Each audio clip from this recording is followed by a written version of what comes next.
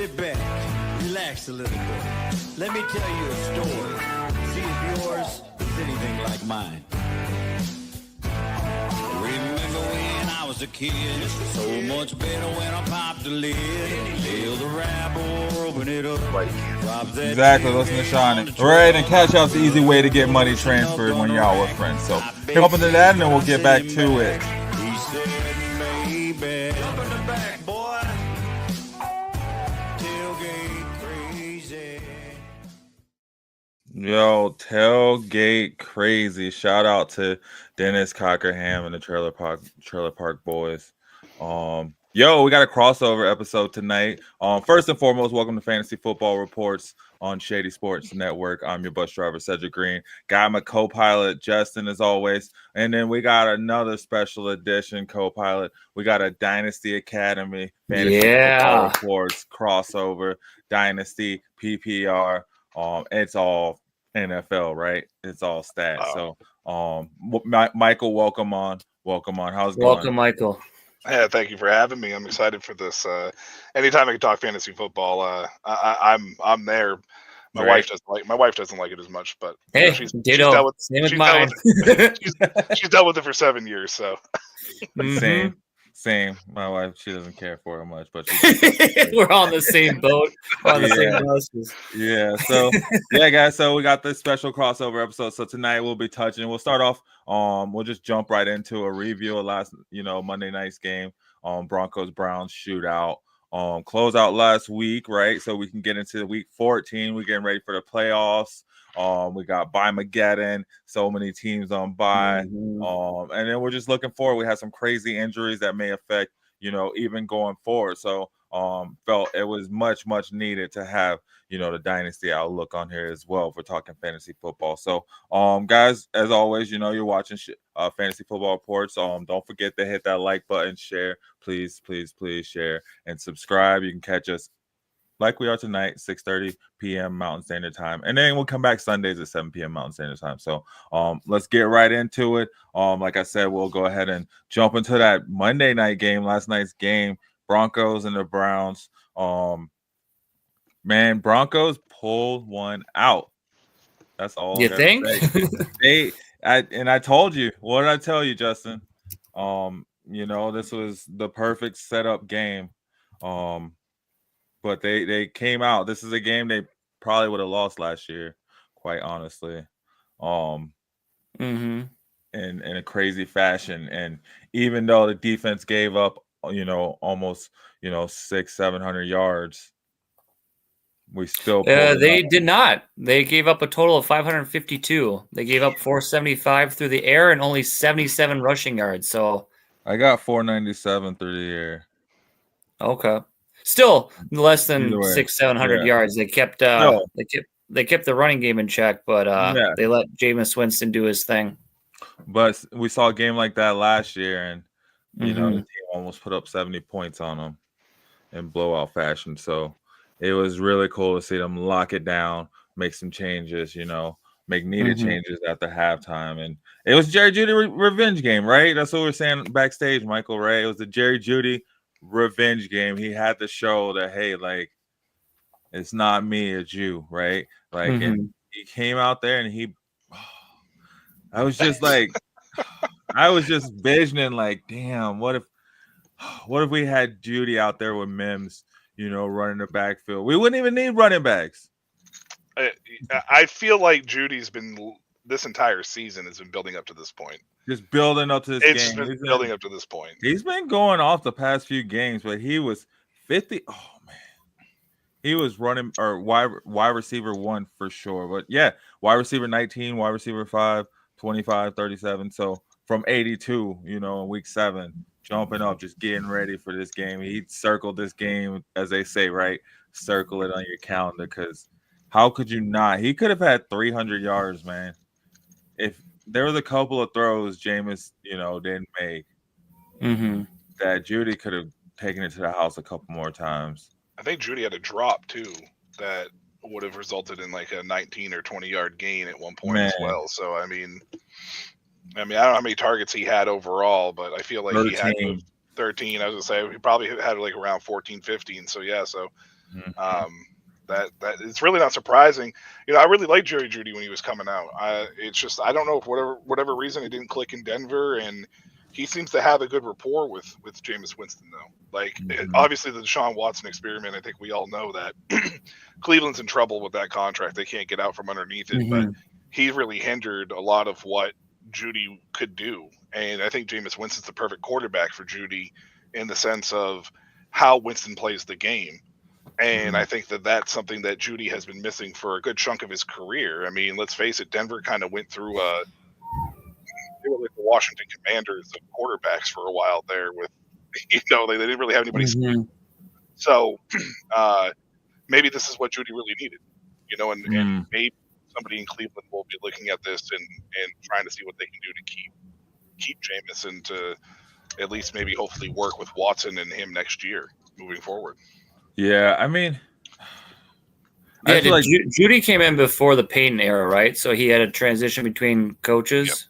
Yep. Yeah. And then he just never built that rapport up with Russell Wilson. Maybe. Well, he didn't like being the second fiddle either. He felt he should have been number one, but he didn't just come out and take it either. It was kind of hard. Again, with the quarterbacks that he had, I mean, Russell Wilson, and then who was it before Russell Wilson? Was that Drew Lock? And I think it was Zach Wilson a little bit. No, it was Drew Lock. It was Drew Lock. Drew Lock. Okay. And it was Paxton Lynch. And I know just that Jeudy had QB carousel. Yeah, it was to the who's who at quarterback, and I know that Jeudy had some, attitude issues, and there was some work ethic, type stuff that was coming out of Denver, but seeing what's happening overall in Cleveland, because he's having a good year in Cleveland, regardless of this one game, it makes you wonder how much of that was just that him not getting along with whatever the staff was over there, and how much of it was actually true, right? I mean, that's the one thing about this is you have to sort through the smoke to find the truth sometimes, and it's possible that both sides were true. Sometimes it just doesn't work out. Yeah, and the change of scenery did Jeudy the best, in that sense. Man, so big time. That was one of the best performances ever, right? From a wide receiver as far as yards go. Yeah, I think it's kind of curious to further your point, Michael, on that is like, look at Russell Wilson now in Pittsburgh. He kind of had a down year with the Broncos, doesn't really fit in. Hey, don't be trying to point fingers at the Broncos. I'm just saying we're having a good year too right now. Yeah, I'm just saying the similar parallels where another player on the offense goes to a different situation and begins to thrive and flourish. So maybe this isn't the Russ that came in though. Russ came here overweight. He came here a little slower, trying to change up his entire game. Now he's playing a little bit more like Russ from Seattle, but knowing he can't quite do everything. He's playing a bit more free than trying to just sit back in the pocket, and he's down, he's lost weight. He's gotten play in shape. I mean, Russ looked good. He looked decent last year too. Jeudy did too. I mean, I just think sometimes you just need to change the scenery. Look at Baker Mayfield. You know what I mean? Looking like Tom Brady 2.0 over there in Tampa Bay. You just never know. Sometimes and to add to your points, that I think Jared Jeudy is allowed to be playing more free in Cleveland. He's able to run more of the field the way he wants to run it. And with the quarterback now that they're using in Jameis Winston, that kind of benefits him. Because Jameis will throw the ball, as we saw last night, however he wants to everywhere. Everywhere. He doesn't care. He's going to let it rip. You also have to look at it from a standpoint of system as well, too, right? Like, I mean, the Sean Payton system isn't for everybody. Like, he's able to take a guy like Marcus Golston and turn him into, an all-pro. And, you look at Devon Vele now, who is an undrafted, guy that nobody really heard of. Or he was a 7th round guy that nobody really heard of, and he's starting to get some run with this team, and it's working. So sometimes the system just clicks for certain people, and sometimes it doesn't. And Russ coming from a run-heavy offense to Denver, which Peyton uses the run, but he usually uses the run to set up the pass more so than it is like Seattle, where it's run first and the pass is used to set up the run. Usually that's how it was run for years under Pete Carroll. And you kind of look at Pittsburgh, it's kind of similar. Like the pass is usually set up sets up the run in Pittsburgh with Arthur Smith there, and that's the way that Arthur Smith has always done things. So it just seems like it's better fit for Russ. And then like Judy in Cleveland, it's not as restrictive, right? He's able to kind of go out and have fun and kind of play the way that they're playing right now. And if Cleveland had a defense, this might be a different Cleveland team overall. Maybe not at the beginning of the year because the offense was terrible with Watson, but once Winston took over, this might be a little bit different of a team overall. So it's hard to tell. You got to find the right system. You got to find the right players for it. I think Cleveland's understanding that Watson, on that side wasn't, whereas Denver has now got their guy with Bo Nix, accurate quarterback, live arm, can make all the throws, confident, and he has athleticism that a lot of people don't realize. And it's more of an athletic version of Drew Brees, which is perfect for Sean Payton's system. So, like Michael, for Jameis Winston's credit, do you think as the Browns organization, they look at him as keeping him in there as a bridge quarterback for whoever they may or may not obtain through the draft this offseason, to just keep rolling him out there and we don't see Watson again? Or how do you feel that situation goes? Well, I don't think we'll see Cleveland take a high quarterback. That's the problem. Is this Deshaun Watson contract, fully guaranteeing it the way that they fully guaranteed it is going to be a problem, because he's like a $40 million cap hit next year, and I think it goes up to 45 the year after that. So he's got about 85 million tied up into what they do. They could take the dead money hit, which is what we saw. I think it was who had that huge contract that was cut, and it was a huge dead money hit. Russ. Was it Russ? Yeah, it was Russ with Denver, right? It was they could go that route. Yeah, they could go that route and just take the dead money and cut off the weight and hope so. If they do that, I think it might actually end up hindering this team further, because it's hard to build the team around it. Like at least with Denver's aspect, they were able to land a rookie quarterback that was successful. But as you take a look at first round quarterbacks, the success rate's not very high. Right. Like right now we look at it from a standpoint that 3 out of these 6 first round quarterbacks, at the very least 3 of them, look really good. Right. Like Caleb is kind of, Drake May, maybe, you could make a case either way for one of those 2, depending on, the situation or how you're looking at it through your lenses. But we don't know about JJ McCarthy and Michael Penix yet. So the likelihood of that happening again is not very high. So I don't see Cleveland spending a first round pick or, a high pick on a quarterback at least next year. Plus the quarterback class next year is a little, it's slim pickings. I think that and I'm not even sold on Shedeur. That's a thing too. No, that's a fair point, because I'm not either. I'm not. If I'm to put my GM hat on, I don't think I'm fully ready to invest my franchise in a Shedeur. I have the first quarterback with over 14,000 yards and 70%. 70%.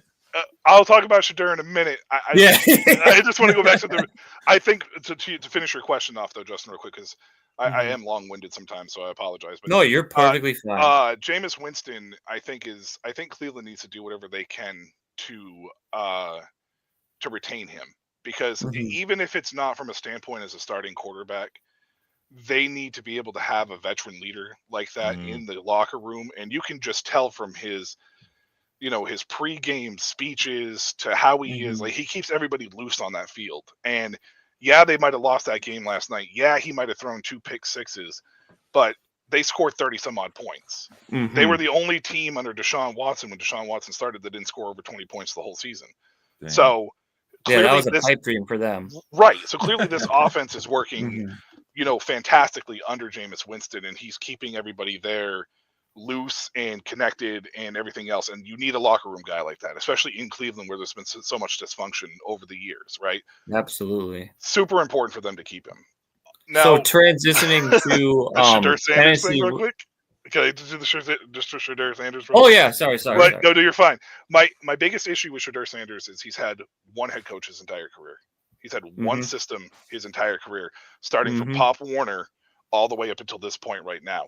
If Dion doesn't move on to the NFL, which it doesn't sound like he is, he sounds like he's content at Colorado. Shedeur has had, it's more now, what kind of environment does Shedeur bring, right? Because he knows what he can get away with under his dad. He knows what he can't get away with under his dad. he can be flashy under his dad because his dad was flashy. He might go to a coach that says, no, we're not about that. We don't care about that. You're going to be here at the film. And Shedeur may not like that. So that is the biggest question mark for me moving forward with Shedeur. That, and he holds onto the ball too long. Like, a lot of people may not want to look at it, but he holds onto the ball way too long. I can break it down further, but we got other things to get to, so I'll just end it at that. So. Well, I guess like to end my whole question with the whole Jameis Winston thing is, like, if you're in fantasy football and you're investing in Browns players into the next season, are you feeling confident if Winston's the guy still there at the start of the season of like drafting a Tillman and a Judy and a Elijah Moore and a Njoku and other pieces of this offense comparatively to how we felt about them at the beginning of the season this year? I think the biggest thing for them is they need to get another piece in there that is complementary to Judy, right? Mm-hmm. Like, Elijah Moore has been a good role player. Njoku has kind of came on the last few years, but Chubb is getting older. Jerome Ford has been really good for them. That offensive line's kind of garbage, but the defense is really the weakest part on this, right? Like, it's really the biggest question mark surrounding this team. I think the offense is fine under Winston. It's just more of whether or not they need to get somebody else in there that can free up Judy so Judy doesn't have to rely solely on his athleticism. I think Judy has one capability.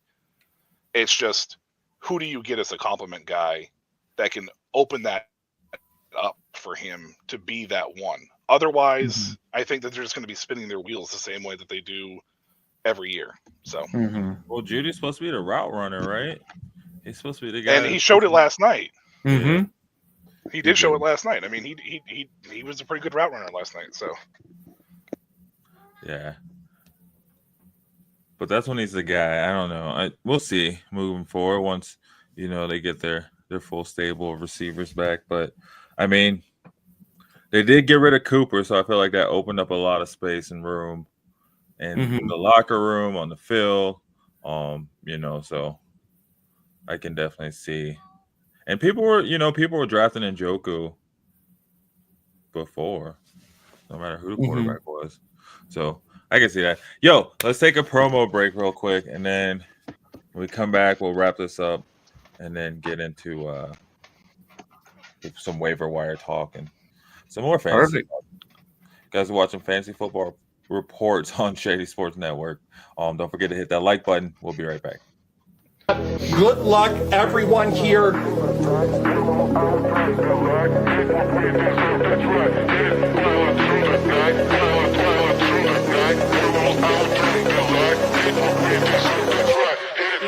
Oh my Lord, who is this? Joe Burrow! Joe Burrow! AFC North smoked it right here, baby. Fanatics, authenticated Joe Burrow on the speed, incredible hit, going to Alpha Wolf. Congratulations, Alpha. Okay. The new promo we got, Breaks GPT. Check them out for some good football memorabilia. Looks like they have some really, really great helmets and other great gear over there you can check out. So guys, before we went to the break, don't forget to use the promo code and try your luck. It seems like is that by random? They just put a random thing in there. There's no. What do you mean?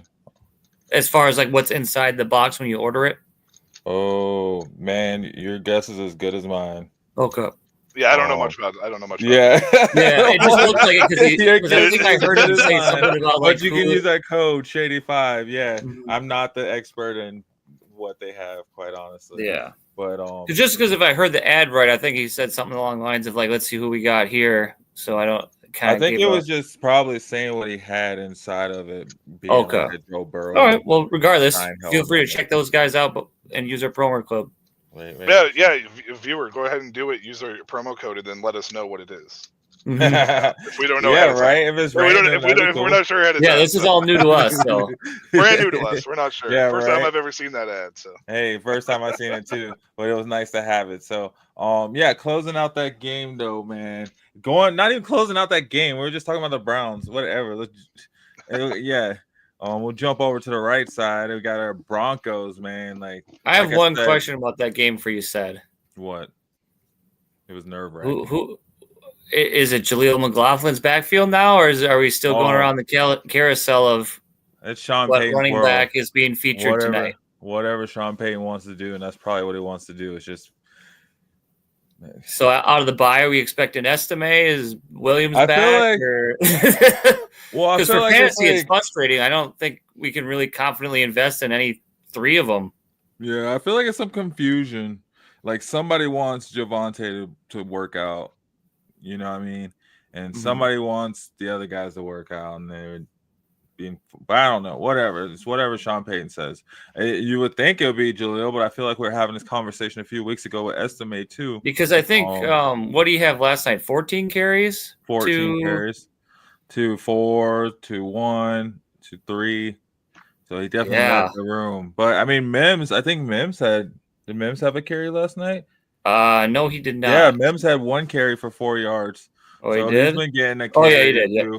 Yeah, he's been getting a carry too. And he's not like a receiver anymore. He's like a gadget. He's the jack of all trades. So he's kind of taking some carries, from the backfield as well too. Having a lot of those like play action plays as well. That end around. That's what it was. It was the end around that he had. But yeah, I mean, who knows? It's whatever Sean Payton says. So whatever he's doing is working. It seems like we haven't been really needing the running back room too much. They've been finding ways to run the ball without them. So, because this week they're going into a bye week. I just wonder that is if for rosters, do you stash those guys on your bench, or do you make way for other potential better options? I'll probably look at other options, especially if you're trying to go into the playoffs. If you're getting ready to be into the playoffs, look at someone that's more consistent, right? Because the only one I think that I would hold through the bye is Javonte. Really, that's the one. That I would be most worrisome of. You don't think so, Mike? I don't, because on some rosters I have them sitting there on my bench, but they're on a bye, and it's I think at this point, if you're heading into the playoffs at any given point in time, I think Javonte I think you need to X out. Denver is it's so game script related. It depends on the flow of the game for them. And if Jaleel McLaughlin goes 1 carry for 7 yards and Javonte goes his first carry for 2, you're going to see more of McLaughlin than you're going to see of Javonte. It's same with Audric Estime and Marvin Mims on those sweeps and end around plays and whatnot. I think I would rather avoid the Denver backfield if I can. Oh yeah. And so they're very droppable for one of these waiver wire guys we'll talk about. Yeah, I just think it's not worth wasting a bench spot on them because I think there's better. You're probably going to put Javonte in a flex spot anyways. I think there's just better flex opportunities out there at this stage, especially with the short benches in redraft. It creates a very interesting dynamic on that waiver wire. So. Right. It's very stressful with having short benches because you really have to manage your team on your bench while also managing your starting lineup because you can't be holding duds and goose eggs down there come playoff time. Yep. Yeah. How about on the Browns side of the backfield? Are those guys? I mean, they play the Steelers this week in Pittsburgh. Do you think those guys are bench stashes, droppable, or okay? Let them go. Chubb is, as much as I love him as a player, he's one of my all-time favorite players. I know. You're talking about a guy that has 5 knees and, he's coming back from another devastating knee injury. And that Browns offense is so, like you showed last night, 77 yards rushing. It's imbalanced. The offensive line can't run block to save its life. So you got to lean into your strengths. The Browns have to at this point in time, and that's not the run game, unfortunately. I know Chubb doesn't have the same explosiveness as he once had. Jerome Ford is a good running back, but he's same thing. He's not an explosive running back. He might be a good grinder if they get into a grinding game somewhere, but that schedule is just brutal, and the AFC North is so hard to run against in general, except for maybe the Bengals right now, but the Steelers and Ravens are so hard to run against, and I just think I'd rather just avoid him and not have to. Same with Denver is just wash your hands of them and find other areas. Because once again, I don't think Chubb or Ford, either one of those guys, is starting in your running back spot. They're going to most likely be in your flex. So I think you could just find a better flex spot somewhere. Yeah, I like that. I think that sounds sensible. Yeah, much better flex positions out there, like Cortland Sutton or maybe Marvin Mims. Elijah Moore. Well, I hope if you have Sutton on your roster, you're putting him in the wide receiver 1 or 2 spot at this point. He's kind of proven this year that he's a little bit more than a flex. I don't know about all that, but yeah, I mean, maybe depending on who else you have. I mean, roster construction always plays a part into it too. It is, yeah, because when we get a lot of questions on the show of like who started this or that, it also comes into the context of, well, how is your roster built? Because a wide receiver to somebody could be a flex to somebody else or a bench spot. So yeah, and honestly, I think I'm avoiding Mims too. Yeah, it's. Do you think it's a flash in the pan? Well, not a flash in the pan. It's just hit or miss. I think Denver really wants to get him involved. I think that they see something with him. However, gadget players generally aren't good fantasy players, and if you really honestly take away the perfectly thrown ball by Bo Nix last night, Marvin Mims. Perfect. That was an amazing pass. This was my favorite pass of the weekend. Marvin Mims didn't really do enough overall. Yeah, because I think from that point, from a standpoint of being relevant per se, I think people get stuck on the bottom line when they look at the stat line. But if you look at the game, 93 of that comes from that one touchdown. And honestly, if Nix is off by half a centimeter, you don't get that from Mims, right? Yeah, because he only had 3 catches on the night. Yeah. And one of them was that big play. So I think I'm pumping the brakes on Mims. I'm pumping on the brakes on Mims in Dynasty, even from that standpoint too. But I think that if they continue to get him involved, I think you'd have to take a look at him later in the playoff run. But I don't know if I'd stash him. And out of these 2 quarterbacks that were gunslinging last night, who of these 2 is the more rosterable one, or who's one you can start in a pinch going forward? You can start either one of them in a pinch. Okay. I think Nix would be the smarter play just because he's less of a gunslinger than Winston is. So like the 2 pick sixes for Winston, you're not going to get that necessarily with Nix. But Winston is going to be a guy that's going to go out there and throw the ball 45, 50 times a game because the Browns defense is so terrible that they're going to have to pass to stay in the game. So his stat line's always going to look really good, but it's going to be volume based. So it's more volatile to negative points. Well, it's not necessarily negative points. It's just that if you're down by like 25 going into it, and Winston has 26, who knows if his next throw is going to be a pick 6 to get you -5? Exactly. You know what I mean? Like, so it's not praying to the Lord, right? Praying to the Lord, it doesn't happen again, right? So it's not like it's one of those situations where it's necessarily the negative points because his volume is going to look good regardless. Like, because that's just the way that the Browns are, because they're not going to be able to be in games. Like the Pittsburgh game's probably going to be low scoring across the board, or maybe Pittsburgh wins 45-7, but it's not going to be 41-33, right? Like there's no way that the Steelers are going to give up 33. So it's like Winston's volume might look good yardage wise. He might get you a touchdown, but I think I'd rather just roll with Bo Nix as the smarter choice because it gives you less of that potential for the turnover side of things. So I agree. Yeah, that makes sense to me. You laid it out really well. I appreciate that. All right, guys, we got looks like we got a question rolling in. Probably a good time anyway to take another. And hello, Triple B. Welcome. Thanks for joining the show. Yeah, you say Triple B? Yeah, beautiful. Well, it was a mouthful. I didn't see the exact words when you popped it up there real quick, but beautiful bearded bastards. Okay, bearded bastards. I love it. Yeah. Forever Eagles has a start set question, or who should they drop? Who should they drop? So we'll go into a promo. It'll be a little longer promo. That's totally cool. Yeah. It'll be the wanted promo really quick, and then we'll be right back, guys. You're watching Fantasy Football Reports on Shady Sports Network, and we're getting rolling, man. And we're gonna have to move on from this. We could talk the whole show about this. Oh yeah, with it for sure. But we're gonna once we come back, we'll get to this question, and then we'll get moving on until week 14 for sure. So we'll be right back, guys. True crime fans, I have a podcast you need to check out.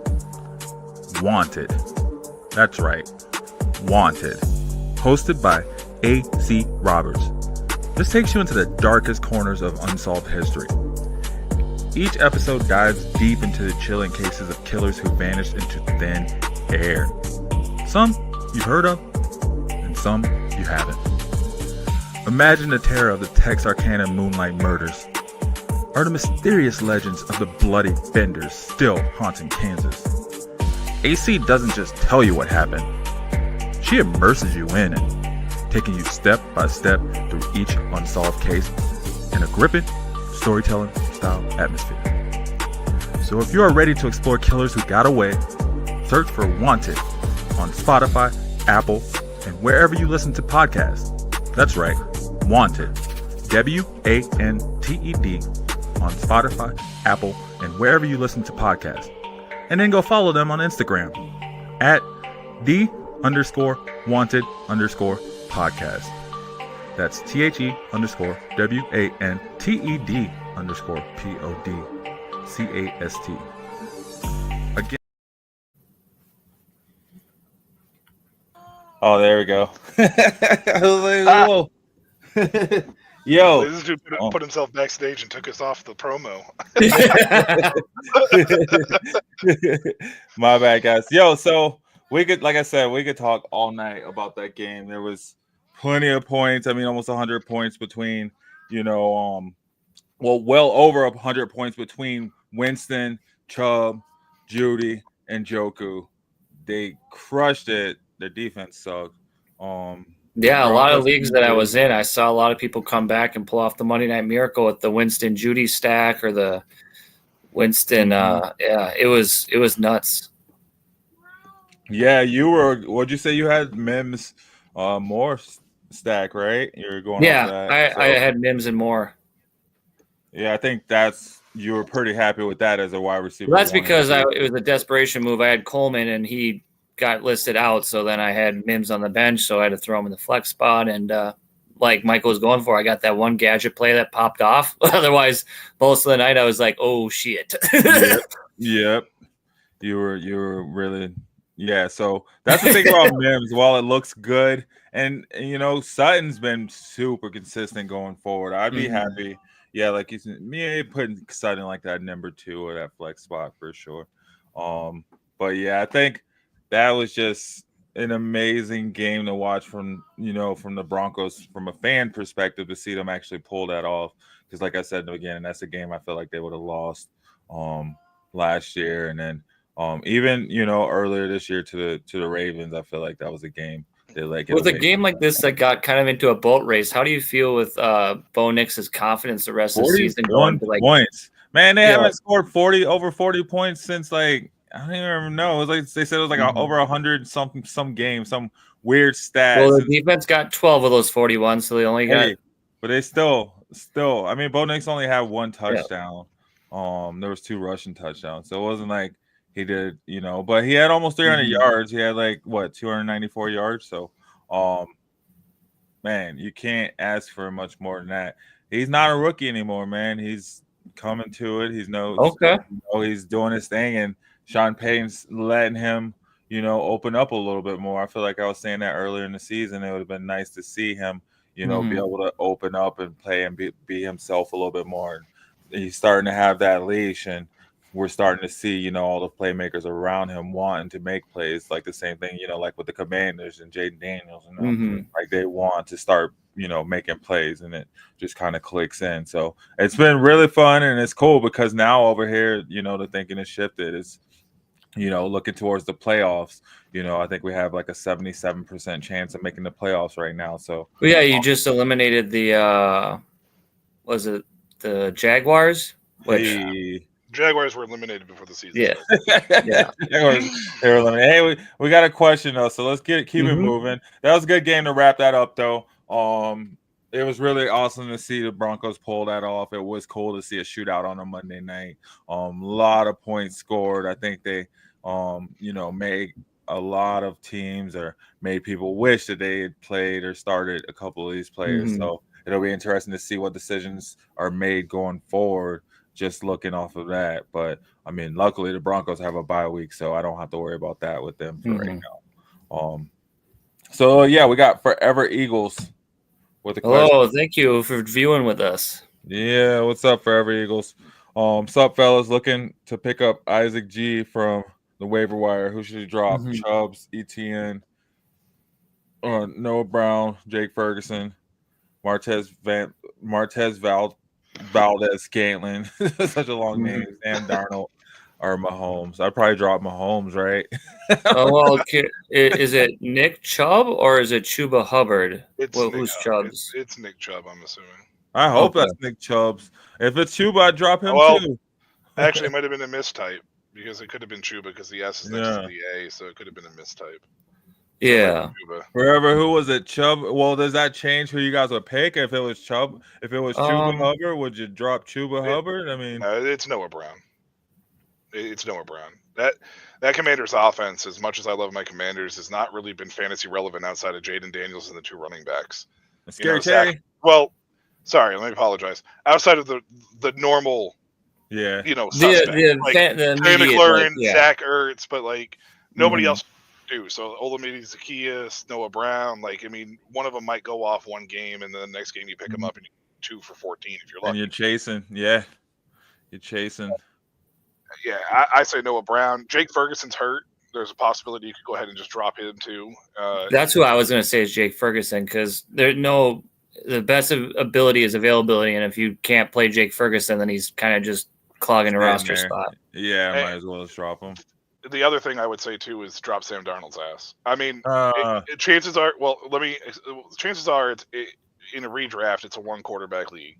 And if it's a 1 quarterback league, Mahomes has already had his bye. And even though Darnold's probably outscored Mahomes this year, you're probably never starting Darnold over Mahomes. No. So why throw yourself into the pickle of possibly agonizing over who to start, and then Mahomes goes for his typical game, or drop Mahomes? I just don't think moving forward. That's the Denver bias talking. I just don't think there's a reason to carry 2 quarterbacks going through the playoffs because the waiver wire is usually loaded with quarterbacks in a 1 quarterback league, and you can pick somebody up, no problem. So I am in my league. I'm carrying 2 quarterbacks, and I need it. Why do you carry multiple? Because I'll elaborate off of my strategy. I knew this day would come. I got Lamar Jackson, and he's on bye, and so I got Jared Goff. I've been holding him. Makes sense. Yeah, in this scenario, though, he doesn't. Those buys have passed, so.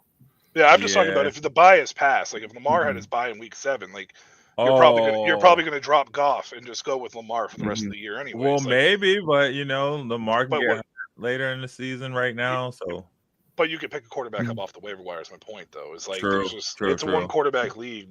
There's no.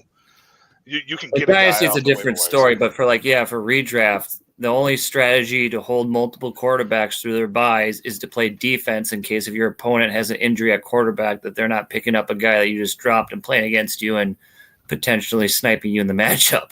I've had it happen to me a couple of years where I had a solid second quarterback. I dropped him and things went crazy and then ended up playing against me and I lost. And I was like, oh, that dude was just on my roster last week. It happens as freak, but that'd be the only strategy or tactic to hold multiple quarterbacks past the bye. You have to choose one. You have to pick one. I played one quarterback league and I only carried 2 quarterbacks till the bye week, and then the other one gets dropped. I just, even in dynasty format, unless it's a rookie, there's really no need for me to hold on to. I have Jalen Hurts as my starter. I had Sam Darnold. As soon as Hurts came off the bye, I dropped Darnold, and I have Drake May down on my taxi squad. So that's the only way that I'm going to carry somebody of that nature. So I'd just rather spend that roster spot even on the wide receiver 37, because you just never know what the injuries might happen at those positions. And the quarterback is usually enriched on waiver wire, and they're not really valuable in dynasty or redraft for trade purposes. So I'd rather just. So in his situation, even though Jake Ferguson with the injury and Noah Brown hasn't been really balling out in that Commanders offense, you would go with Sam Darnold dropping out of the three? No, I would probably go Noah Brown. Okay. It depends on Ferguson's injury. Mm-hmm.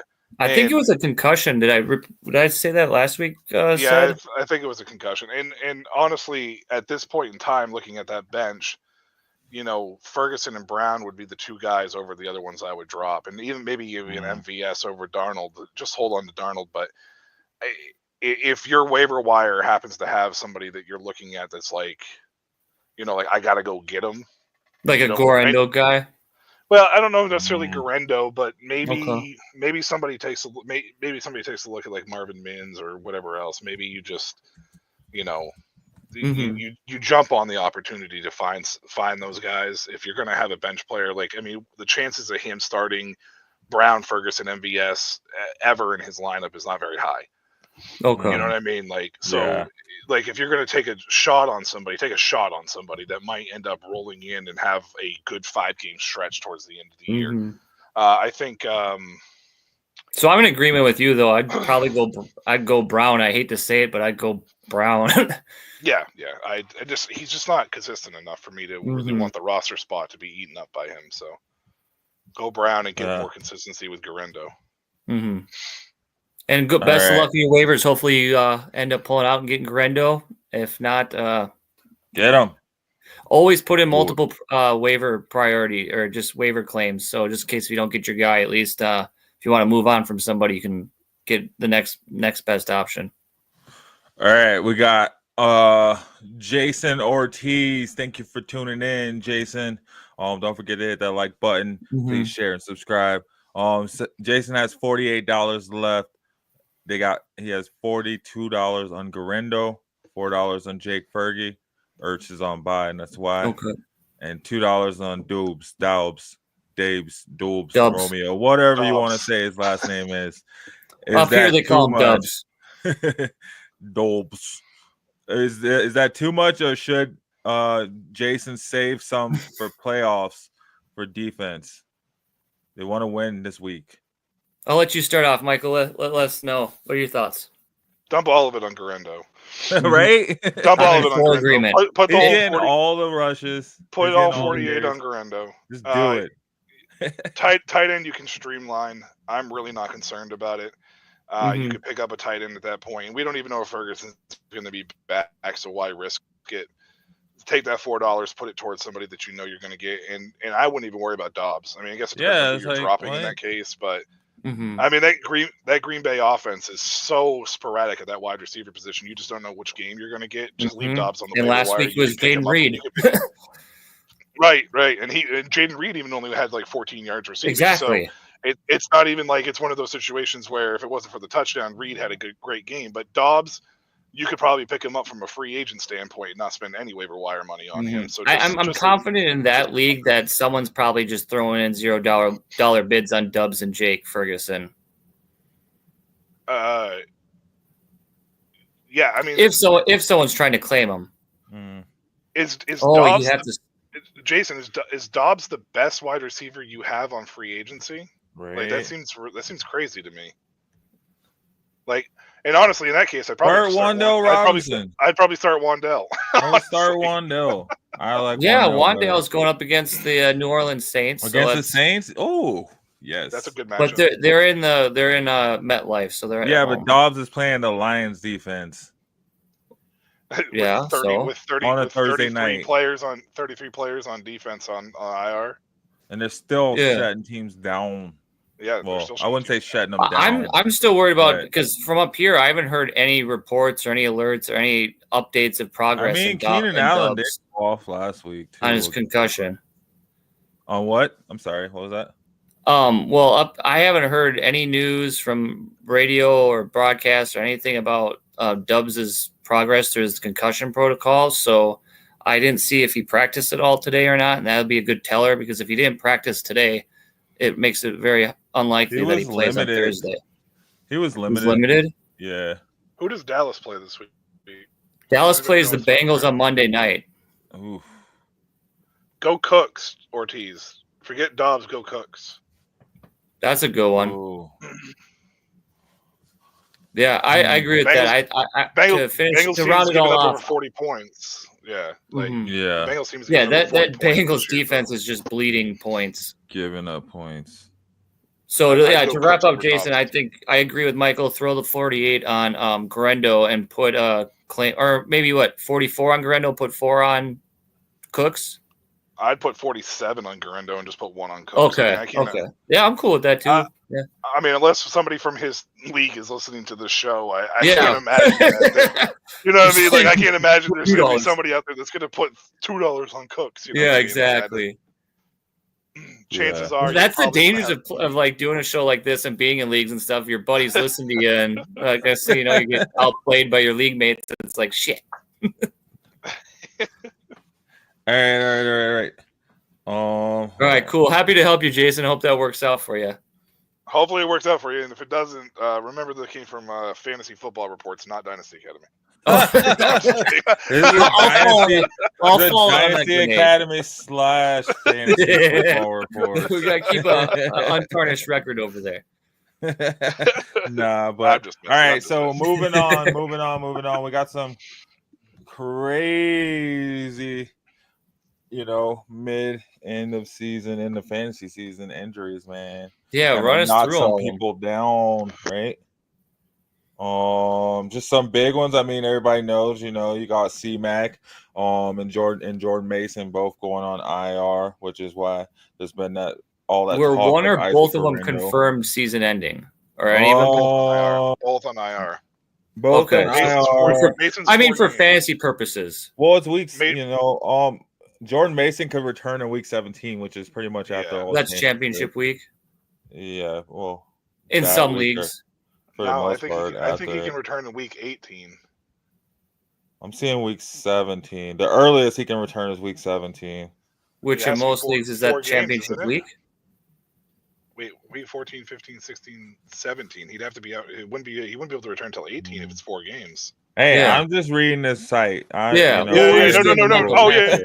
No. I'm not. Well, I'm not you're shooting right. the messenger. I think the 4 game. I think it would have to be week Yeah. 18. I don't think he can come back. To Well, week then 18. week 18. Yeah, Either I was way, just he'll saying be back season ending in after the sense of like championship. for our purposes, fantasy wise, Oh, is yeah, that no, season he'll- fantasy season ending. Oh, Yeah, that's ending right there. yeah. CeeDee Lamb re-injured his AC joint Oh, really? during the Cowboys Thanksgiving Day game. So I guess just stay. Did on he top. leave that game at all? I didn't see him. I didn't watch the game. He didn't quite leave- honestly. I don't think he left the game, but he was definitely. He was laboring towards the end there. Yeah. Oh, another big one. Taysom Hill, Yeah, that's torn ACL. a. The season's done. If you're streaming at the tight end position, that's another tight end biting the dust for you. So you have to. Well, pivot that was to just somebody a else. solid flex, right? Most of the time.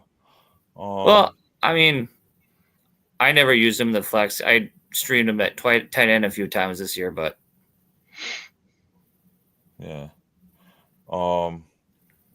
Aiden, Forever Eagles. I see you guys. We'll get back to you. Don't worry. yep, we'll be skip right. through a couple Yeah. more of these injuries. Lad McConkey. Lad has a mild MCL, so he may or may not be out the next couple of weeks. I say just keep an eye on him. And he plays Sunday. He plays Sunday night though against the Chiefs. So if he's one of your primary receiving options, you have to keep eye on those updates because your pivot options will be limited by Sunday night. Mm-hmm. Which he Unless could you be, use- right? Unless you use sleeper. Yes, exactly. Right. In which case, Auto you sub. That Yeah. I don't know how you feel about it, Michael, but I've loved it this year. It's helped me in a pinch quite a bit, being busier on the weekends able and to- just setting my lineups on Saturday. Like put these guys in. If that doesn't work out, auto sub here, and then getting the alerts during the game and be like, I'm all right because It's amazing for people who have busier lives than me. Mhm. Like, I'd be honest with you, like it doesn't affect me because usually I work pretty much through my phone, so like I'm always there for the updates. But for people who can't, I think it's brilliant. I think it's awesome, and I think every fantasy platform should be using it personally. But yeah, because there's a couple leagues even I'm in Sleeper that don't have the auto sub feature, and I've seen a couple matchups in these weeks of the season where not going to say people have gotten free wins, but like matchups have been skewed because people haven't gotten subbed out, and a lot of goose eggs sitting all over the place that could have been easily fixed if they use the auto sub feature to get those guys that are playing in. And when you're in as many leagues as me, it also helps too. So keep track of all of them. Yeah. So so Ladd McConkey could be out for the next couple of weeks. Devonta Smith still dealing with his hamstring issues. Fortunately for them, they're playing the Panthers this weekend. He could play. Expectations are that he will play. I don't think he should. I think if you're Philly, I think I don't rush him back. They're playing Carolina. There's no sense to bring him back. Like I know Carolina's played really well the last few weeks, but they're playing admirably. Even if you lose to Carolina, you still have a 3-game lead on the Commanders in the division, and there's really no you lose ground to Detroit in the first overall spot or whatever, but what good is it going to do to bring Devontae Smith back for him to tear his hamstring against the Carolina Panthers, and then you're without him in the playoffs anyway? So I personally just think take a sit back, and if you take the L, you take the L, but chances are you're probably not, because you're deep enough and you have AJ Brown still anyway. So sit Devontae. And hopefully if you have him for fantasy, you have pivot options still for Devonta Smith and not relying on him this week. Yeah. Fact.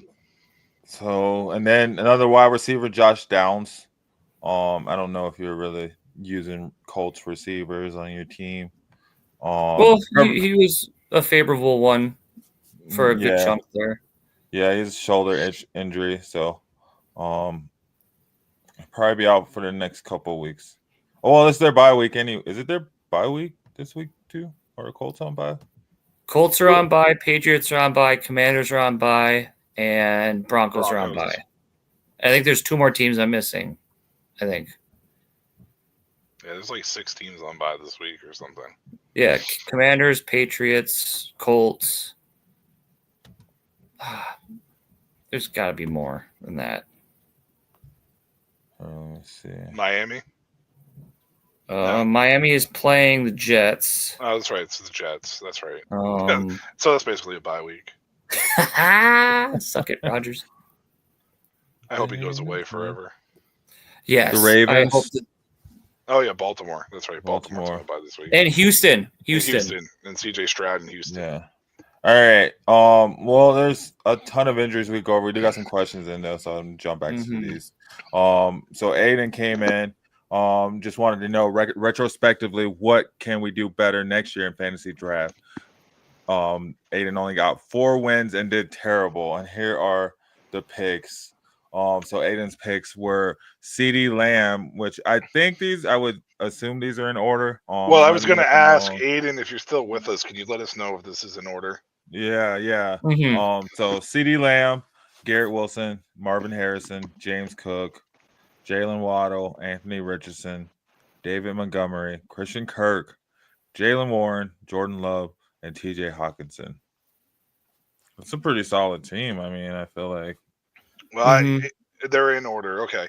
Well, I can tell you right now that you didn't do anything wrong with your first 2 picks. You just couldn't have accounted for Dallas being as rough as they were and Garrett Wilson and the Jets being as bad as they were. Like, not necessarily Garrett Wilson himself, but the Jets himself.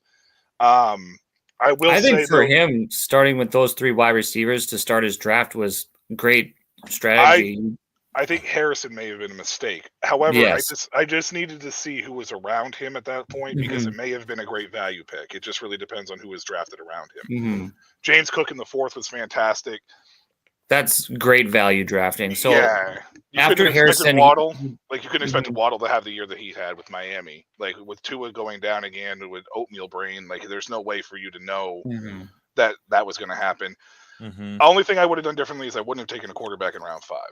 Because you got Jordan Love in round, 9? And Jordan Love is a startable quarterback in this situation. So I would not take a quarterback in round 5, especially at a one quarterback league. Yeah, in a 1 quarterback league, for me, my typical strategy is if I don't get a quarterback in the 1st or 2nd round, I'm punting it to some of the later rounds and seeing what I can get. I'm never taking a quarterback before round 8 in a 1 quarterback league. Yeah. Ever. It's just never going to happen. I'd rather have the wide receiver and running back fill out than I would a quarterback in that situation. Yeah, I like to lean that way too. What pick number did you have too, Aiden? Mm-hmm. Oh yeah, Aiden, what pick were you at in the draft? Because what was CeeDee Lamb? What would that be like? We're probably a 10, top 5 pick. 10, 9, 6. 9, 10. Mm. I mean, it depends on Mm-hmm. Jaden Size Daniels of went the last pick in league. the It draft. also Yeah, depends but if it was like a half PPR, full PPR, if there's like special points for receivers or. Pick 8. Okay, so pick 8. So yeah, so it was pick 8 of 10. Yeah, honestly, Mhm. Aiden, in a 10-team league, every team is going to look loaded for the most part. Like that's just the way that works. I don't think you really did anything wrong. The only thing I would say is just the Anthony Richardson pick that early. I would have waited. You got Jordan Love in round 9. Next year, don't take a quarterback so early. Find out what you have for value around you. Montgomery was great value. Kirk, you couldn't have expected the Jaguars to be as rough as they were. Jalen Warren may have been a little bit too early, but there was a lot of love for Warren in the offseason, and Hawkinson was just hurt. So, I mean, I can't. I would say if I saw this draft, just looking at it, I'd give you a solid B+, like A-. Yeah, I was going to throw a B. So, those would just be a couple things that I would do differently. And the biggest thing is just don't draft a quarterback so early. Don't fall in love with it, because there's just no need to. Yeah. I mean, Kirk Cousins and Matthew Stafford, I don't know where they went in your guys' redraft leagues, but like Kirk Cousins and Matthew Stafford were going 10+ in most of the leagues. Yeah, I think mine are like 11, 12. It was like it was like right before getting, kickers and defenses or whatever, like, or like a second tight end. It was like down that area. Yeah. And Baker Mayfield obviously would have been a great one. He was probably going like round 13, 14. So like, you know what I mean? Mm-hmm. Well, who would have known though? Who could have known though? Yeah, that's just I mean, that's fair. It definitely is a thing. It's just, I think that when we take a look at redraft leagues, I think there's a lot of people who always will argue for positional advantage, right? Like I want the top quarterback, I want the top tight end, and I don't think that the skew of the way that the fantasy points are done is enough of a drop off from 1 to like 10 to really make a difference. The only difference is the value that you're getting. Most likely Lamar Jackson and Josh Allen and Patrick Mahomes of the world are going in the early rounds, when you can just wait on a guy like Jordan Love. You could wait on a guy like Jared Goff. You could wait on a guy like, Baker Mayfield that will end up being hovering. Kirk Cousins for years was hovering around that top 12, top 10, and his point per game weren't that much off different than the top quarterbacks in the league. I mean, obviously having a Josh Allen's fantastic and everything, but when you can get yourself another 4th wide receiver that might be a high-end wide receiver too, when you already have 2 wide receiver 1s, possibly 3, I think that's more of an advantage than necessarily getting a positional advantage at those other 2 spots where the drop-off isn't enough. Like Superflex, different story, obviously, but tight end's pretty much garbage after the top 4 anyways. And and the value from 5 to 29 is better than 1 through 4 in my opinion. So those are situations you can wait on. And again, my opinion and my strategy and how I do redraft. That's why I say you can wait. Like he said, Jaden Daniels went last in the draft. Like now, obviously we couldn't have expected Jaden Daniels to do that. However, like that's where you just don't know where they're coming from. Like you don't know where these guys are going to come from per se, and that's the key.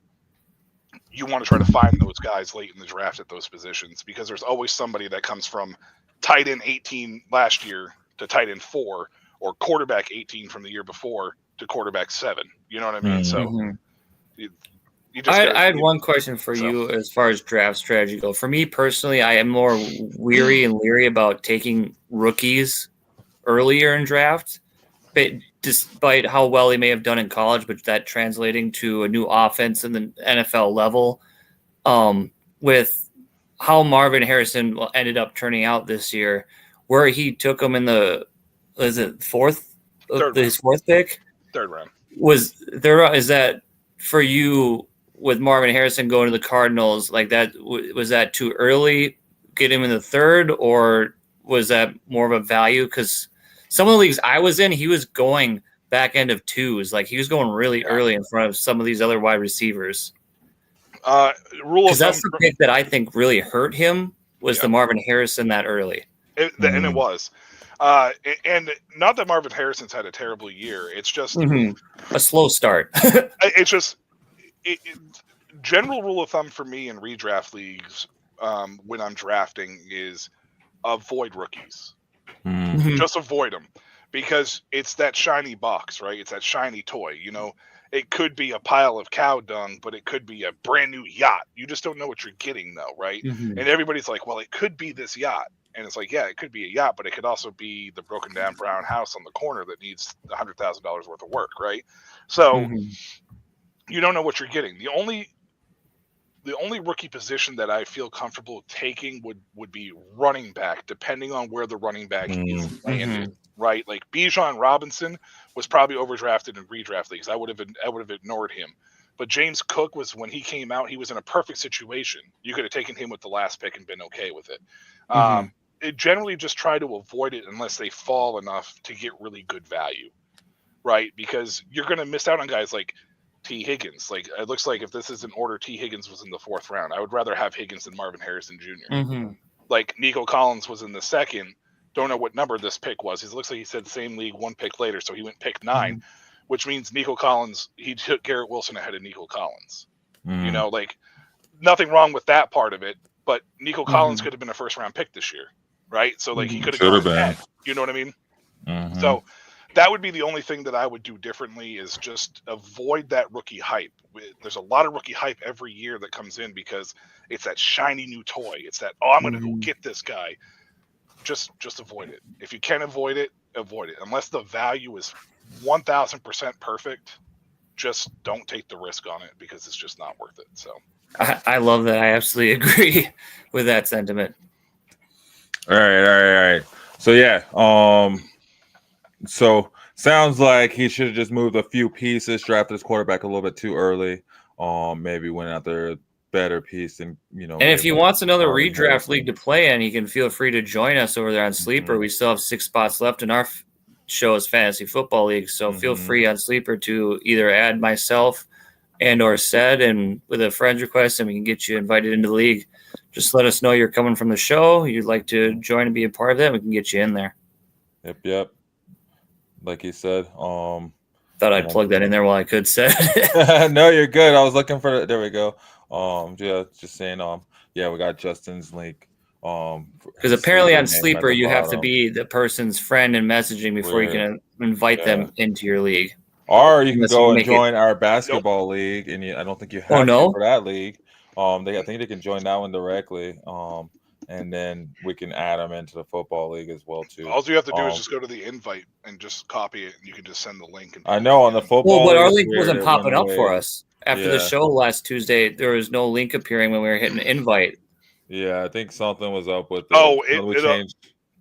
You said it was a redraft league? Yeah. It may be because it's a redraft league, so you don't you don't have the link yet because they haven't switched over to the new year yet. Gotcha. Okay. I see. Good to know. Yeah. We got 2 more questions we'll do really quick, and then we'll do a promo and get back to them. But yeah, we got Forever Eagles just has a number 1 back with the number 1 waiver wire still going on. Isaac G.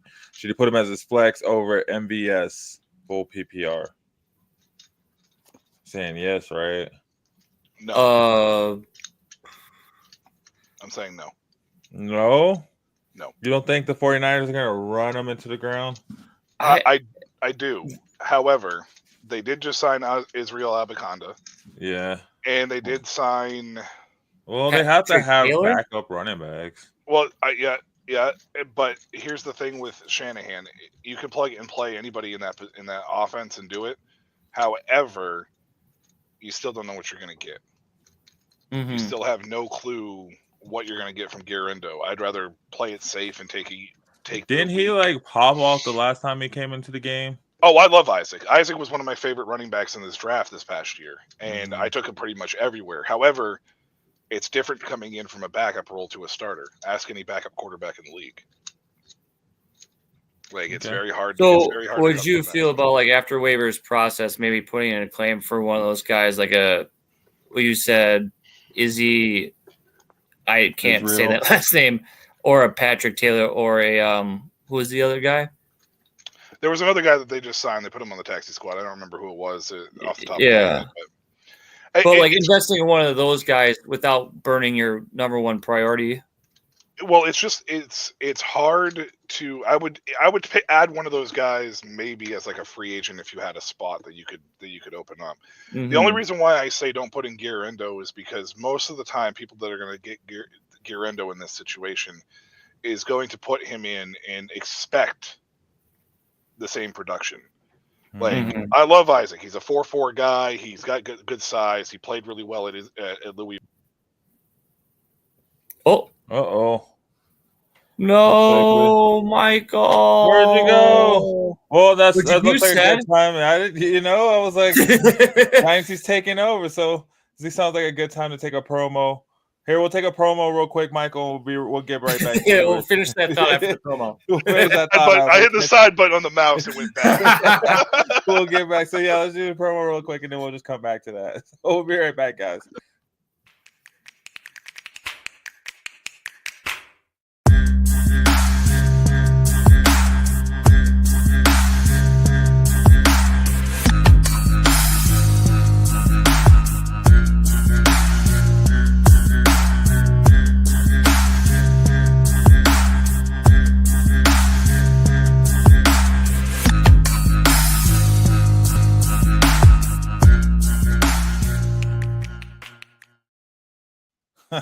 So much into the show. I'm slacking on the bangers, man. Still got the injury one.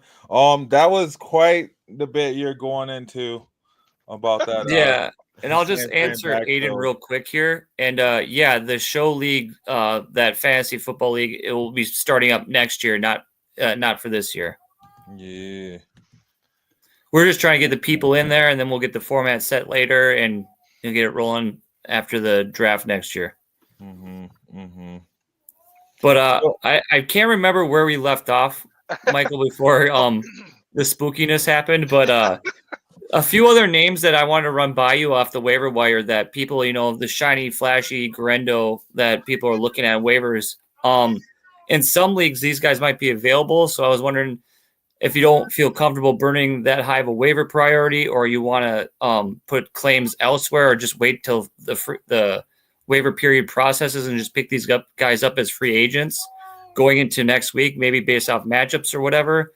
How are you feeling, or like, what's your heat check on running backs like Sincere McCormick for the Raiders, or Ray Davis of Buffalo, or one of those two guys who might be getting a little bit more opportunities, but not necessarily that high of a ceiling, but you don't have to spend or invest as more into it at this point if you don't want to. Well, I will say that I said no not to starting Guerrero over MVS before I backed out accidentally. Okay, I didn't hear that. But what I did want to say real quick is that that's kind of a coin flip when it comes to MVS, right? Because MVS is really touchdown dependent. You could start either one of them and be okay with it. I just said no because I always err on the side of caution when it comes to picking somebody up and putting them into a starter role. Okay, that's just the way that I would in that sense. Now, however, when it comes to a guy like Sincere McCormick, who I love coming out of UTSA, I thought that he would have better speed than what he had. The Raiders have given him an opportunity. He's absolutely taken the bull by the horns. He's actually showed out really well as far as a running back is concerned. Just not sure I would be able to plug and play with him. I would more so do that with Guerrero than I would him or Ray Davis. Okay. I like Ray Davis as well. I love Ray Davis coming out of college. I loved him coming out of college. I just think I would rather have the more sure thing because he's still dealing with James Cook, right? Like he still has Ty Johnson, who's been a very good role player for them this year. True. And Sincere McCormick for the Raiders is just a really, really bad Raiders team. And I think that despite being a bad Raiders team, we still not sure 100% with that running back. We don't know if Madison's coming back. We don't know if Zamir White is going to come back. Like those, it's been all predicated on those two being hurt. Good point. Okay. So, they were both questionable going into the week last week, and then last minute they were both out. So, you got to keep an eye on that. Other than that, McCormick's probably not going to be a guy you're going to pick up and plug and play. That's just the way that is with them, unfortunately. How about because the one other one, I just like to pick your brain here, new perspective coming in on the show. And I know I talk a lot too. I feel like Sed's it's great. I Keep it going. I love it about it, but I enjoy the I enjoy the candor of the conversation. It's wonderful in my opinion.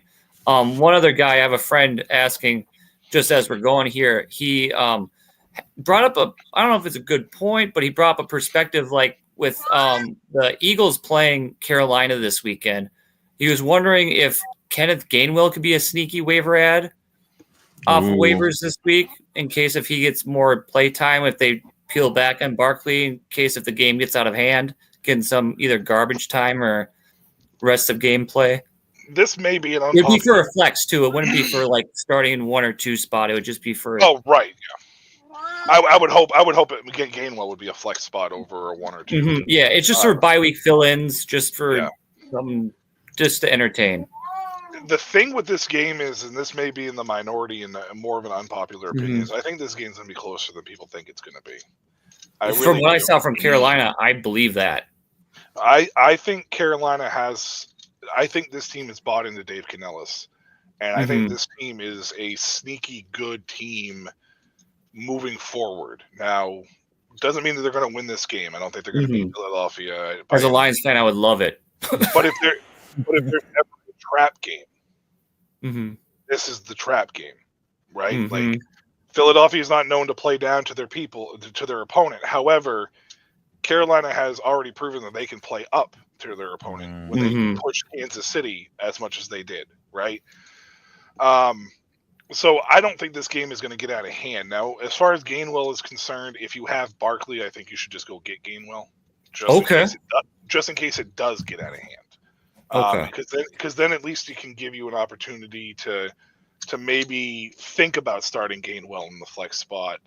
And that way, if Barkley does end up, doing his thing and it's a blowout, and then Gainwell gets garbage time, it's worth it. If you're comfortable doing that, it's not a super popular strategy, but I have seen it work in situations where somebody has started 2 of the same, running backfield in capacity, and that way they don't lose points in which way, shape, or form. It really depends on who your other flex options are in this case. And how he's really geared starting lineups are too. He's really geared towards the adding a running back for depth because he's been hit with injuries and people going on buys. So, would you like Gainwell over like Ray Davis and the McCormick too, or maybe one of those guys over Gainwell? Or no, I think that if you need depth, I would rather have Gainwell and Ray Davis, and you could flip a coin onto who. There, because I as much as I like Ty Johnson as a player, I just don't think I think Ray Davis is going to make him obsolete in the next 2 to 3 weeks because they've already clinched the playoff spot. So Davis is going to see increased workload most likely, and because you already know what you have with Ty Johnson, right? Like exactly who he is. Ray Davis is that rookie that you don't know what you got with him. He's shined, he has shined. So I think Buffalo and Sean McDermott understand this. It doesn't hurt them to kind of increase his workload a little bit and take some of that workload off James Cook heading into the playoffs, right? So keep your guy fresh, give the rookie a chance to showcase what he can do, and then, really see that. So Ray Davis would probably be my number 1 on that list. Okay. But, could the Eagles fall in the same scenario if they end up clinching a spot that they start rest of season tailing off their starters? I think it's a little bit harder for them because they're in this number 1 race with Detroit, and Detroit's really banged up right now. Good point. Yeah. Right. Buffalo and Kansas City, they may be really close, but let's face it, Kansas City's probably the worst 11-1 team we've ever seen. They really are. They're finding ways to win because that's just what they do in Andy Reid's, awesome, but they're not really that good of a team. I think they rank 18th against the pass, and I think they're 7th against the run. I think it's like something like that. So it's not like this team is like one of the better Kansas City teams we've seen. It's just it's kind of that mystique, right? You're stepping on the field as Patrick Mahomes. You're stepping on the field. It's the Kansas City Chiefs, 2-time champions. Yeah. I don't think Buffalo, as much as they've had trouble with Kansas City in the past in the playoffs, I really honestly don't think they care about playing for the 1 or 2 seed in this situation because they've lost at home. They've lost at home and they've lost away. But they've also beat Kansas City in the regular season, so they own the tiebreaker. It's just they can't let it get away from them in that sense. I just feel like that. I don't know if we'll see it from Philadelphia as much as long as they're entrenched in this battle. If Detroit gets healthy, maybe a different story. Maybe a different story, and we see a bigger one. And the Bills, their challenge of opponent this week will be the Rams in LA. So I don't know if that plays a factor at all, too. Oh, I mean, well, here's the other thing too. On the flip side of that too, is Gainwell. We already know what Gainwell is. He's like the Ty Johnson of the Buffalo Bills. Yeah, right? I agree. Yeah. We already know who he is. So it's not like Gainwell's a rookie. Like maybe Will Shipley, but they're not really using Shipley like Buffalo is using Ray Davis, right? So I don't think we'll see an increase for Shipley moving forward in that case. So I still think I'd rather have Ray Davis now. True, and I really like Ray Davis. Yeah, well, I like him too. And the Rams is just their defense is real hit or miss. Like you just never know what you're going to get with them. They're either going to be really, really good or they're going to be really, really bad. So I don't think that really changes much for me. I still think I'd probably prioritize Davis then Gainwell 1-2. Okay, good points. Thank you. Nice. There we go. I love this, man. This is great. Shoot. I don't think we have any other questions right now, but that's okay. We can move on. We have. Oh, yes, we do. Chandler, I think. Did I miss Chandler? Oh yeah, Chandler. Oh yeah, I forgot about that one. It's a 6-point passing touchdown league. Yeah. And thank you, Chandler, for chiming in. Please like, share, follow, subscribe, all that fun stuff, and join us on our groups on all of our other socials following the show. Do it. Yes. Yes. The answer to that question is yes. What do you think there, Justin? Carr is playing the Giants. Purdy's playing the Bears. Is that in Chicago or is that in... It's in San Francisco, I believe. Oh, it is in San Francisco? Okay, so cold won't be an issue for those 49ers.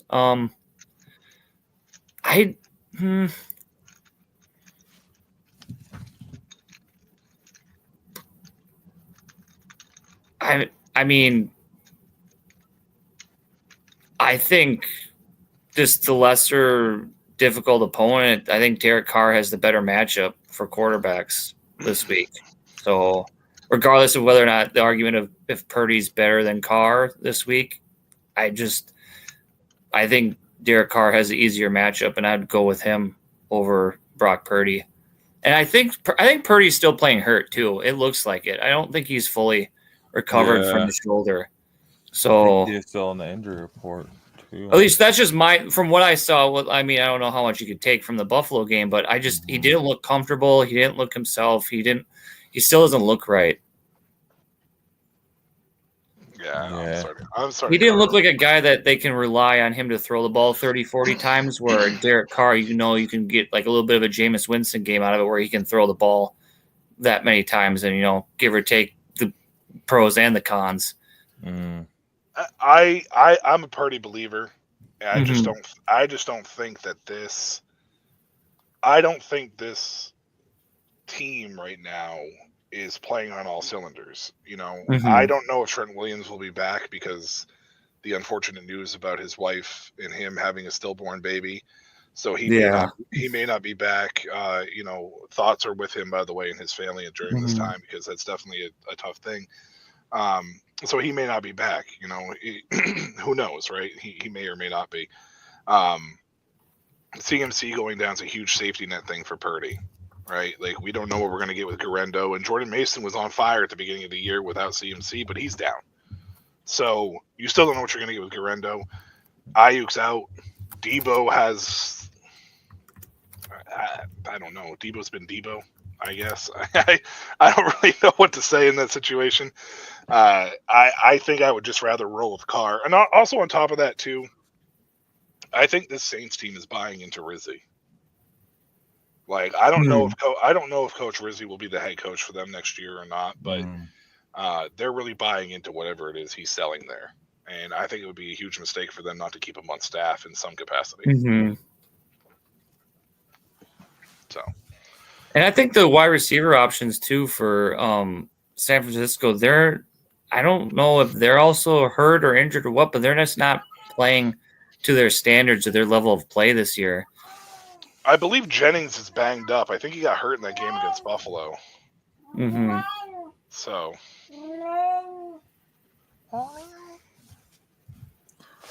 Yeah, I feel like that was just a crazy game all around for San Francisco.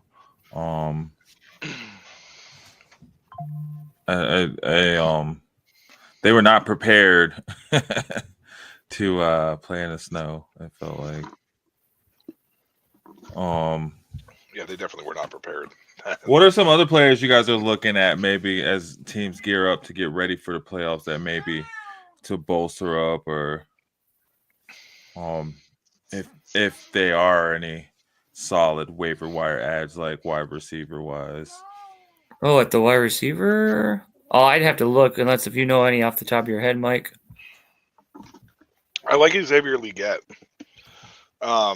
I know it's a rookie wide receiver in this Carolina Panthers team. And Carolina. Legette hasn't been their number one, but I feel like that he's getting more comfortable in this offense. He's putting in the work. He's there with Bryce Young in the early. He leaves with Bryce Young late. If Bryce Young continues to play the way he's playing, I think Legette can start solidly putting up solid numbers. I don't know if you're going to put him in the flex spot right away, but I think he could be a good little sneaky playoff ad later on down the road. Adam Thielen's another one. I don't know how many people kept Adam Thielen on their team while he was hurt. He is 34 years old, I believe, or 33 years old, so he is on the upper end. A lot of people want to move on from him, but he's just sure-handed. He was robbed of a touchdown, last week. Ended up getting another one later on in the game, so that helped. But if Thielen's a very solid guy to play for as well, and from the tight end spot, it's really anybody that has a starting role for a chunk of these teams. I think that you can probably play.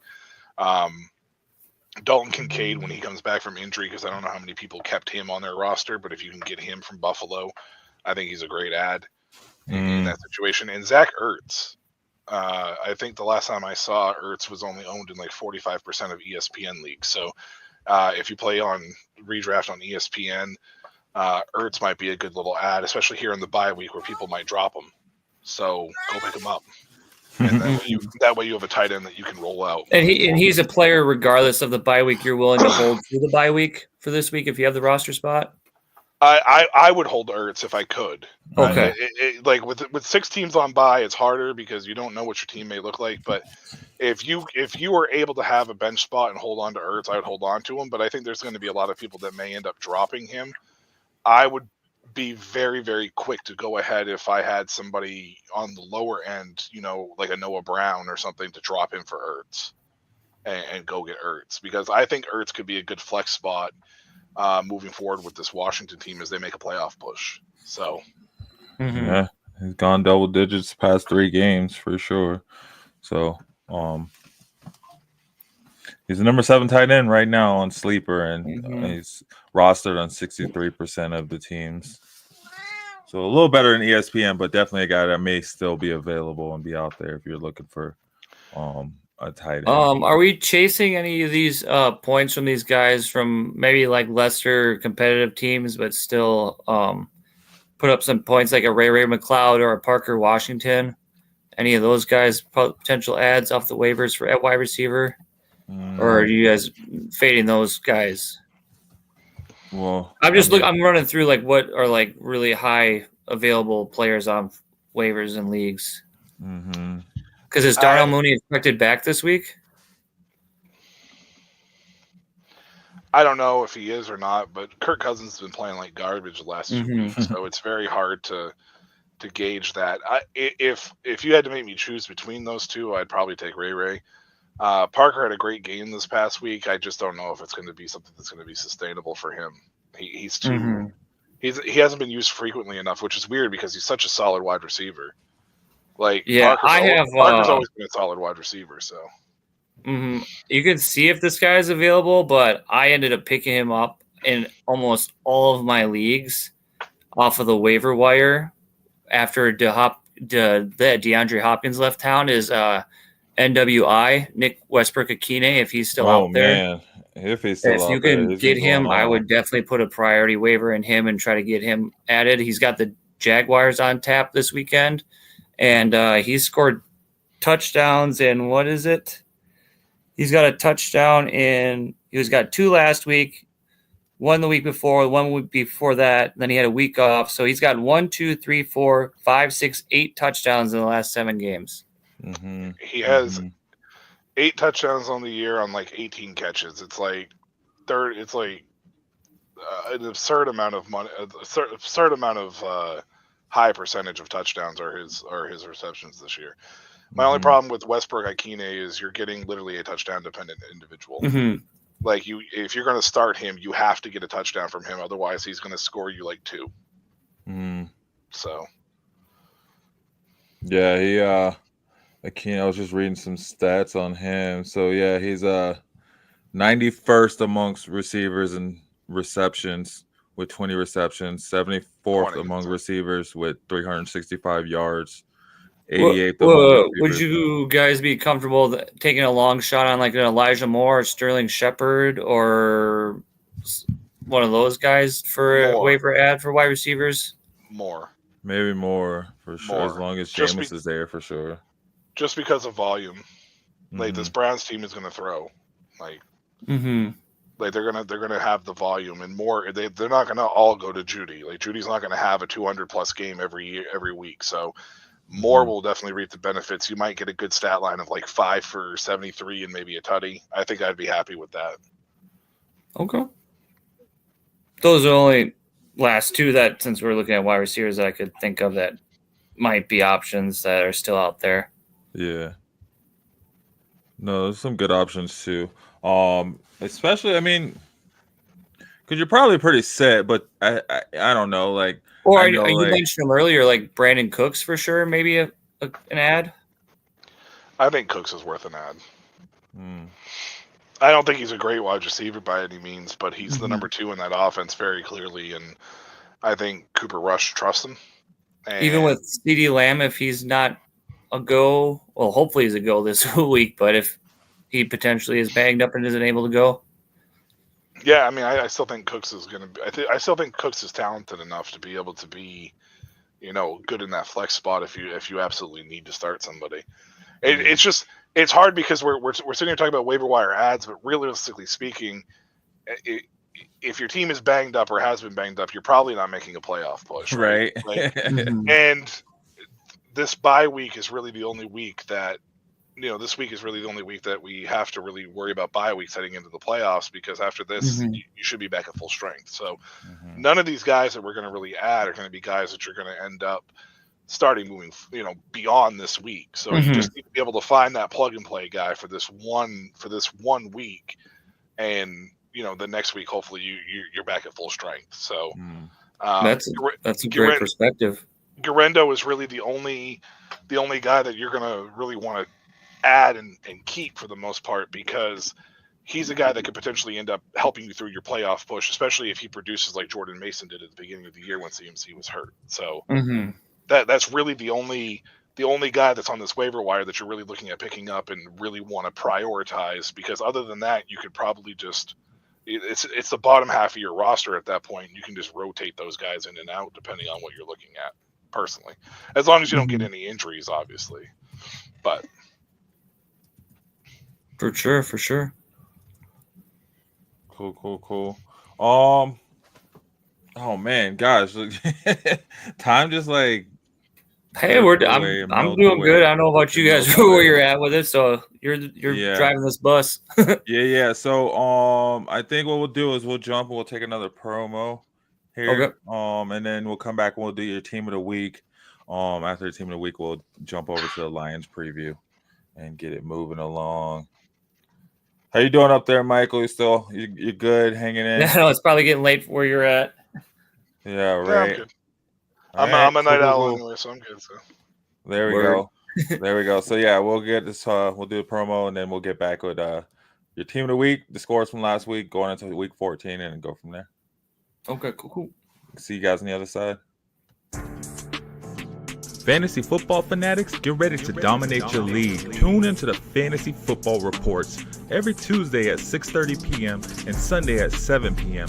Mountain Standard Time. We're breaking down injury updates, who to start or sit, trade strategies, and lineup advice to help you crush the competition. So don't miss the inside scoop. Find Fantasy Football Reports on your favorite social media platform, live on the Shady Sports Network. Your championship starts here. Yes, y'all. Championship starts this week for some people, and then next week for almost everybody else, right? As we get closer to the season, week 14. We'll look back on 13 really quick. So we had we'll start with the team of the week. So yeah, we had your week 13 team of the week. We look back, we got your scores here. Your team, it's pretty Mahomes. Patty Mahomes, Derrick Henry, Nick Chubb, Cooper Kupp, Jordan Addison, Jonnu Smith, Jameson Williams, Tyler Bass, Dallas Cowboys as the defense. And I mean, looking at it, aside from Patty Mahomes, I'd be confident, rolling out that team. Who would have known, you would expect Derrick Henry to go off, and Cooper Kupp is normally pretty reliable. It's a really weird week for him. How are you feeling? What are your thoughts towards that, I guess? Recap. I was a little hoping for a little bit more out of Henry and Mahomes against the Raiders, but I was mostly impressed with the Jonnu Smith part of my lineup. I thought that was a great game on Thursday, and he's been balling out lately. Other than that, it was kind of, par for the course with these other guys. I think they met a lot of their floors, and no one really excelled and hit any of their ceilings, other than maybe the Jonnu Smith and the Cowboys defense. Yeah. And then, I mean, looking back, obviously we look back and we see how the scores played out. But I think, rolling into the week, I was pretty confident with that team. With Tyler Bass, I completely made that lineup, that pick before I saw the weather alerts and what the weather was going to be like Sunday night. So I wasn't able to pivot in time. And that's why, I guess, even auto sub wouldn't even account for that because he wasn't hurt. So he still would have been screwed even with auto sub. But that's your team of the week from week 13. That's how it played out, 134 points.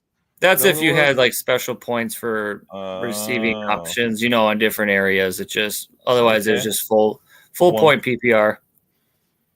114 is pretty respectable. He's still in the triple digits. But we'll go forward looking at your team of the week coming up for week 14, and then we got Michael here. We'll see what Michael thinks about that as well too. So I'll let you go ahead and talk about this team for week 14. Yeah, to give them just context, this is just a team that I've assembled that you might have been like adding and trading throughout the year. You might have drafted most of it, but for draft standard or like DFS standards, you're like going for like the best possible roster. But I'm more leaning on the other side of just like, this is probably your season-long team. You had some additions and subtractions throughout the year, and these are like not necessarily super teams by any means or duds, but it's just a team you could have built throughout the season and you could be rocking with at this point in the year. So I'm going with a stack of Tua and Tyreek this week with my quarterback and my wide receiver too. I think last week in the cold, it was like a game they just needed to shake off, and the Dolphins could get back on track and really take advantage of punishing the Jets at home back in the warm weather. I know the Jets had to, play the Bears, and then they just got done playing the Seahawks, and those are two teams that knocked them around quite a bit. So I feel like the Tua and Tyreek could take advantage of a demoralized, very on the downswing sort of Bears team, but the Bears could also keep it close and interesting for all well they're playing on offense, so it might become a shootout as well. So I'm expecting points to be scored for the Jets if Aaron Rodgers decides to show up and Breece Hall gets going. I picked Travis Etienne, just kind of like I've had rolling with him most on my bench most of the year. He's back healthy. They're playing the Titans. It's a divisional matchup. I'm thinking he's going to get the volume and opportunity over Tank Bigsby this week. It's looking like it might be Mac Jones again at quarterback, so maybe he relies out of the backfield. The Titans defense just hasn't been playing as well as they were earlier in the year, so maybe Travis Etienne takes this game to turn it around and kind of salvage somewhat of a lost season. And then in my other running back spot, I put up Dowdle versus the Bengals. Like we talked about earlier, the Bengals are bleeding points all over the place, so maybe this game stays close. If that's the case, the game script could be in Rico Dowdle's favor, and I can see him like building off of his last two performances. He's been getting more of the snap percentages, he's getting more of the carries, and he's also getting some receiving work too with Cooper Rush. So he could have a potential ceiling type game against the Bengals on Monday night, and hopefully brings you a Monday night miracle. For my other wide receiver, Keenan Allen against the Niners, I think he's just been playing well these last couple of weeks with Caleb Williams emerging and really settling in at quarterback. So I think that veteran presence there against a tougher Niners defense, typically, I think Keenan Allen will be the guy to rely on that Caleb will throw to as his safety net. And he's known to be a good red zone target for him. For my tight end, I went TJ Hawkinson against the Falcons. This one, I think he could have a big boom game with the Vikings still in the NFC race, trying to keep pace with the Eagles and the Lions, that Sam Darnold will be throwing the ball more, and they could be easily getting in the red zone against these Falcons. So I feel Hawkinson could be, a touchdown dependent tight end option that might work out for you this week. So I have him there. My flex, this is where I think most of my lineup is kind of like a floor play, or just like a steady, kind of like how my last week's team is. So hopefully with Nick Westbrook-Akine versus the Jaguars in my flex, he gets that touchdown that Michael was talking about, or two, or, big boom plays, and he kind of inflates your lineup there for the matchup this week. And I've liked what he's been doing with Will Levis these last handful of games. He's shown a rapport and good chemistry with him in that offense. Kicker, I'm going Jake Bates versus the Packers. I just really want my Lions to beat up on the Packers this week, and I hope there's points to be had, even if it is field goals. So I think Jake Bates, if the Packers do a well enough job in keeping the Lions out of the end zone, he should have enough opportunities to be a good option here at your kicker spot. Finally, to wrap up the lineup, I put the Arizona Cardinals versus the Seahawks. The Cardinals are playing at home. Aside from the second half of the last game against the Vikings, they've been actually surprisingly playing pretty well on defense of that side of the ball lately. And I think Geno Smith has been okay this year, but he's also susceptible to turnovers and mistakes. And I think the Cardinals could put a lot of pressure on him and the Seahawks and try to close the gap on that divisional race there. And I think they do well in that matchup against the Seahawks at home. Man, it's so crazy that NFC West. I feel like it's always such a toss-up. It's that's the division I'm most surprised with. I thought it was going to be tougher. It was going to be, well, it is close, but like I thought it was going to be, I thought it was just going to be better results for that division this year. Yeah. So, Michael, what are your thoughts on this team? How are you feeling about this team going into Week 14? I'll be completely honest with you. I hate your running backs. Yeah. I've been rocking Dowdle. I don't really trust ETN. I don't trust that Jaguars offense. ETN's been really disappointing this year. I really honestly feel like I would probably rather have Tyrone Tracy there against New Orleans. I just feel like he's been proving himself, week after week. Dowdle against the Bengals, I understand why you picked it. It's just Dallas just, I don't know, man. James Cook against the Rams, I feel like that's a amazing matchup. It just, Dowdle might be good for you. He might get you 20. It's definitely possible because that Bengals defense is like we were talking about earlier, it's been bleeding, points across the board. But the those would probably be my two biggest changes. Mm-hmm. And maybe your flex spot. I think that I would start Jacoby Myers. Mm-hmm. That's a good one. I was looking at that one too.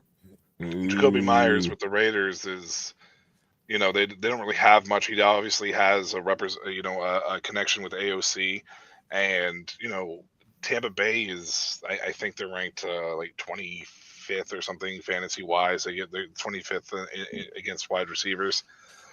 That game should be I don't know if I don't want to call it the shootout of the week, but it could very possibly could be the shootout of the week. It could also end up being 9-3 with the way that those two teams can be. So, those would probably be my three biggest changes there, and maybe Darnold at quarterback. Darnold over Tua. They play Atlanta. They play Atlanta this week, and the Jets, even though they have had a rough year, I think they are first in the league against quarterbacks. So, on defense, fantasy wise. So, I don't know. The Jets are definitely not in very good shape. So it makes it, this Miami offense could be explosive at any given point in time. It's just, I don't know if it being a divisional matchup, if that's going to play a factor or not, if the Jets are going to play up or not. And at least Minnesota and Atlanta, what you're going to be getting. That game could be a shootout too. So that would be probably the only tweaks that I would make. But overall, I think it's a very solid team. And I think that team right there could probably go for, 120, 125, 126 range for sure. I could see it. Sure. Yeah. Especially, because Tua's been getting some pretty good points since he's. Well, you made a good point because when I was building this lineup too, I was pondering between the stack of Darnold and Hawkinson or Tua and Tyreek, and then as for like my flex, it was between Nick Westbrook-Akine, Jacoby Myers, and I just had. What do you guys hate tight ends, man? What about a Cade Otton right there in the flex spot? I rolled out a flex. Well, I normally don't flex a tight end in my rosters. I just scared. It's just I only have one tight end on my roster. It's kind of like the quarterback situation. The only way I have two tight ends is if bye weeks, and once those are out of play, I kind of just have my one tight end and I roll with that until I need one off waivers because of injury or bye week. I hate tight end. Tight end is my least favorite position. I talk so much shit on Dynasty Academy about tight end because I can't stand it. It's my most frustrating positional spot for fantasy for me. I can't figure it out. I don't. Nobody can. That's the problem. For fantasy tight ends, it's garbage. It's a garbage position. You like Travis Kelce had his career worst year last year. He didn't even hit 1,000 yards, but he was the number 3 tight end in football in fantasy football last year. Yeah. Like that's how bad the position is. Like every year you take a look at it, it's like the top 3 or 4 guys separate themselves, and then 5 through literally like 29 or 30 are separated by like 8 points. Like it's garbage. It's a plug and play that tight end position. Don't waste your value on that. That's just my opinion on it. Like maybe if you can get a drafted guy in a rookie draft if you're playing Dynasty. Otherwise, if you don't take a tight end before like round 12. Like the position just sucks. Like they come out of nowhere. So I kind of approach it in redraft the same strategy as like how we talked about earlier. Is like if I don't get that quarterback or that tight end 1 or 2 like early, really at the beginning of my draft, I just wait until towards the end to grab one of those positional guys like QB or tight end, because like what you said, it's just at a certain point there's just a drop off, and you can just take whatever is available with you later on in drafts. Speaking of positional guys, we have your IDP from last week. So we got he really had a down week. I thought Falcons, I thought he was going to take advantage of that matchup and punish Kirk Cousins. I mean, they did the other way. They did. The Chargers they just weren't sacking them and getting them down on the ground. Yeah, their secondary was definitely getting off. So, moving forward, and then do you play with IDP players, Michael? In your I'm in 50 leagues. I'm in 50 leagues, so I have. Oh yeah. I have every 50. 50. Do you enjoy the IDP feature, or do you prefer the total team defense thing, or I don't play defense. I don't play with total team defense or kickers. I completely have removed them, and actually in a lot of my other leagues, I have removed the tight end starting requirement.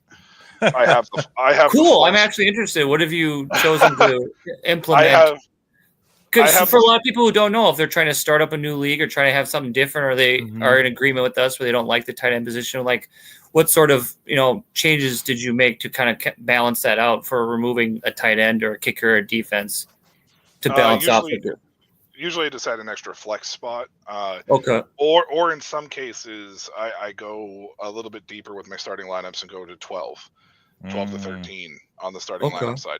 Now, mind you, I play Dynasty, and I do a lot of Dynasty, Devy, and C2C, which is Campus to Canton leagues. Okay. And if you don't know what they are, I'll just give you a quick overview. Dynasty. Yeah, I've never heard of it before, so run us through it. So Dynasty obviously is just you draft a team, you run it like a GM, a head, coach. You make all your plays, maneuvers, all that stuff. Usually those rosters are 25 deep, so 12 teams, 25 deep.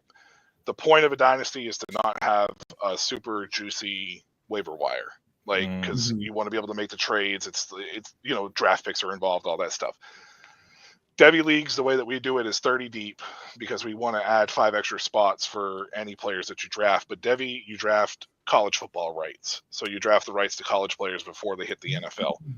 When they transfer over, so like for year one, if you drafted Bijan Robinson, you were getting Bijan Robinson no matter where you finished in the draft. If you drafted him in the Devy draft, we separate our drafts. A lot of people don't. They'll put the rookie and Devy together. We separate them at Dynasty Academy because we like drafting. So if there's more drafts, then hey, there's more drafts. And then Campus to Canton is your real next level. It's you run a college team and you run an NFL team. Our college teams are 50 roster spots. So it's best ball, and best ball is basically just your top 10 highest scoring players are your lineup. You don't have to do lineup sets. There's no waiver wires. We don't. You just draft, and then the AI does all the. You just draft, and then we let the top 10 go on the scoring, and that just leaves it at how it is. But you get all those rights to those players as they come out. So, I got Rashad White in round 42, the year before he came out. So I got Rashad White. But stuff like that, and then they transfer over to your NFL team. You can choose to drop them, whatever else on that front. But those are 30 deep on the NFL side, so it's 30 roster spots because you got to make the room for the players when they come into the league. You decide what you want to do with them after that. Completely up to you.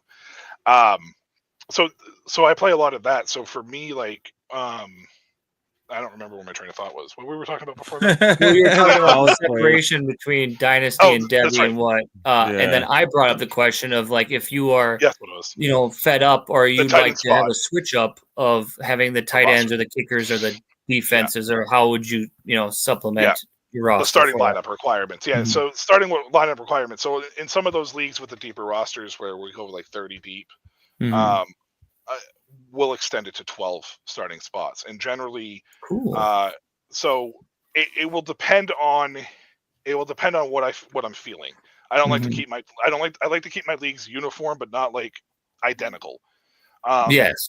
So last year when I did my C2C leagues, it was all flex spots, 12 flex spots, and it was 3 super flex spots.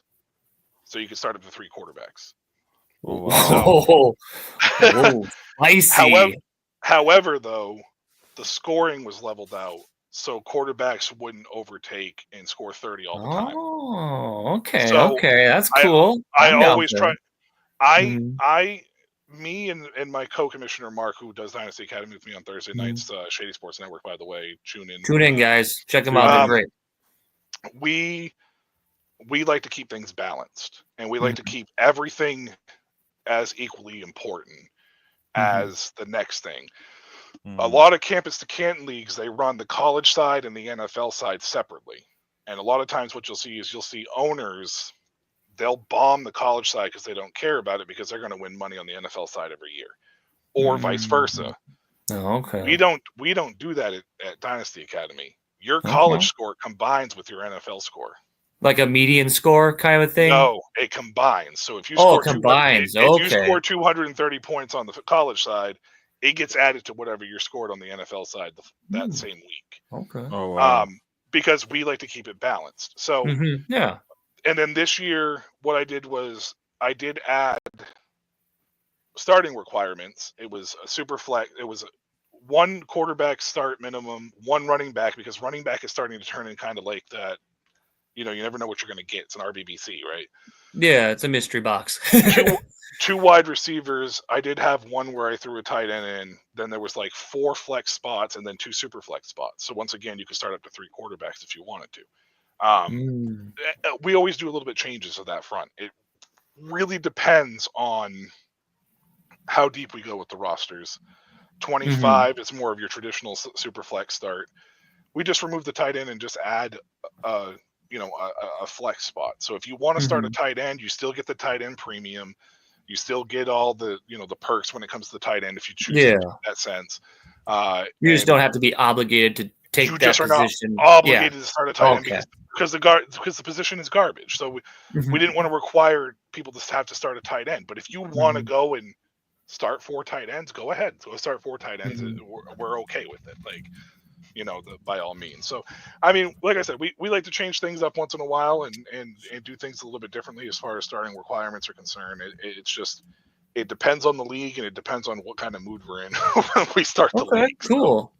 So to kind of wrap up that thought up, so if in a redraft league on a smaller scale for stuff like us, if we're going to take out kickers and defenses and tight ends, just maybe adding a couple flex spots for people to have.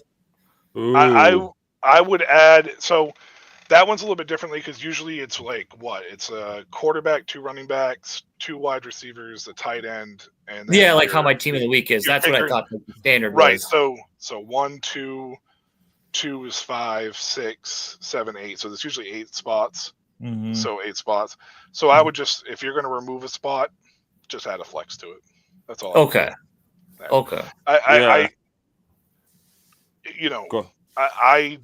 I just don't think that there is a need to get too fancy with it. But in redraft, if you're just going to remove team defense, just add in a wide receiver, running back, tight end, flex spot.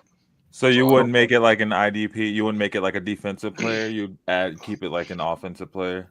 So IDP is a little bit different. In redraft, you obviously have to open up and go a little bit deeper with the draft and the roster spots. My IDP league that I run on my fantasy side, on my dynasty side, well, it's a Devi league too, but is 50 roster spots deep overall. Okay. And we start 21. Okay. Total. So it's basically like a full defense and a full offense is what we run. That's interesting. Yeah. It adds a lot more of strategy and tactics into your lineups each week. Everything, because you gotta really think about where you're drafting players for roles, that was a lot of great insight. A lot of that I was not aware of or exposed to at all. So I thank you for that, providing all that. That was awesome. I mean, for me as a nerd, I'm just like, what? My mind just got blown there for a second. Well, I mean, a lot of people ask me why I do 50 leagues, and I'll be honest with you guys. I did a lot of small leagues to start off with. I did 4 or 5. Okay. And I would do what every other fantasy player does. I'd start stressing out about my team, and it got to a point where I wasn't enjoying playing fantasy, and I wasn't enjoying watching the NFL. So what I decided to do, instead of just quitting or reducing to 1 and making my life miserable, I decided to just go the opposite direction and lean full-fledged into it. Now I have teams that are bad, I have teams that are good, and it doesn't matter what I'm watching on Sunday because guess what? You have all the players. It doesn't matter. Awesome. That's a good mindset to have. I like that. So it made me watching football enjoyable again, and it made me playing fantasy football enjoyable. Because I'll admit, last year I ran into that rut you're talking about, where I was starting to not enjoy the NFL to a point, and I was dreading my fantasies every week of just my teams are being bad. So it's but I've kind of turned the leaf over and started a more positive note, because Sid could tell you a lot of my leagues I start off 0-6, 1-5, but I'm rebuilding, retooling throughout the season, and I'm making the playoffs in 97% of my leagues. So that's a fresh take to have, is and instead of reducing, reusing, and wasting, just maybe expanding your the amount of leagues you're in to kind of broaden out that sting of bad weeks, but bringing up the thrills of having good weeks. It also allowed me to introduce myself to all these new leagues too. So yeah, like so many different ones I haven't even heard of, and no. I'm doing a vampire league and a Frankenstein league next year too. So oh man, what is that like? So I know the vampire league, the vampire is selected before the draft and they take whatever's off the waivers, but like if they win, they take a player from the team they beat? Yes. Yeah, okay. Because it's like they're the bloodsucker. They steal a team. They go through the draft, do your normal draft, and then the one team that did drafts everybody off the waiver wire or picks their team up from the waiver wire, and if they win, they get to make a trade. A Frankenstein league's similar. It's just that you all draft at the beginning of the draft, and then if you win that week, you have to trade a player from the opposite team. It has to be the same position, and it has to be in the starting lineup. So basically, if you had Amon-Ra St. Brown and I had Terry McLaurin and I beat you the first week, I could send Terry McLaurin to you, and you have to give me Amon-Ra St. Brown back. So that's crazy. Yeah, that would break my heart. So you could honestly, I could honestly have sent Noah Brown to you for Amon-Ra St. Brown. Oh no! Like, yeah. Oh no! Oh, if I went from Amon-Ra to Noah Brown in 1 week, oh my god. Yeah. So, all right. That's badass, though. I like that idea. That's cool. Yeah. Oh man. So, all right. Do you want to take us out home? Said wrap us up? So here we'll just do your IDP player really quick. So. Oh yeah. Bobby Okereke,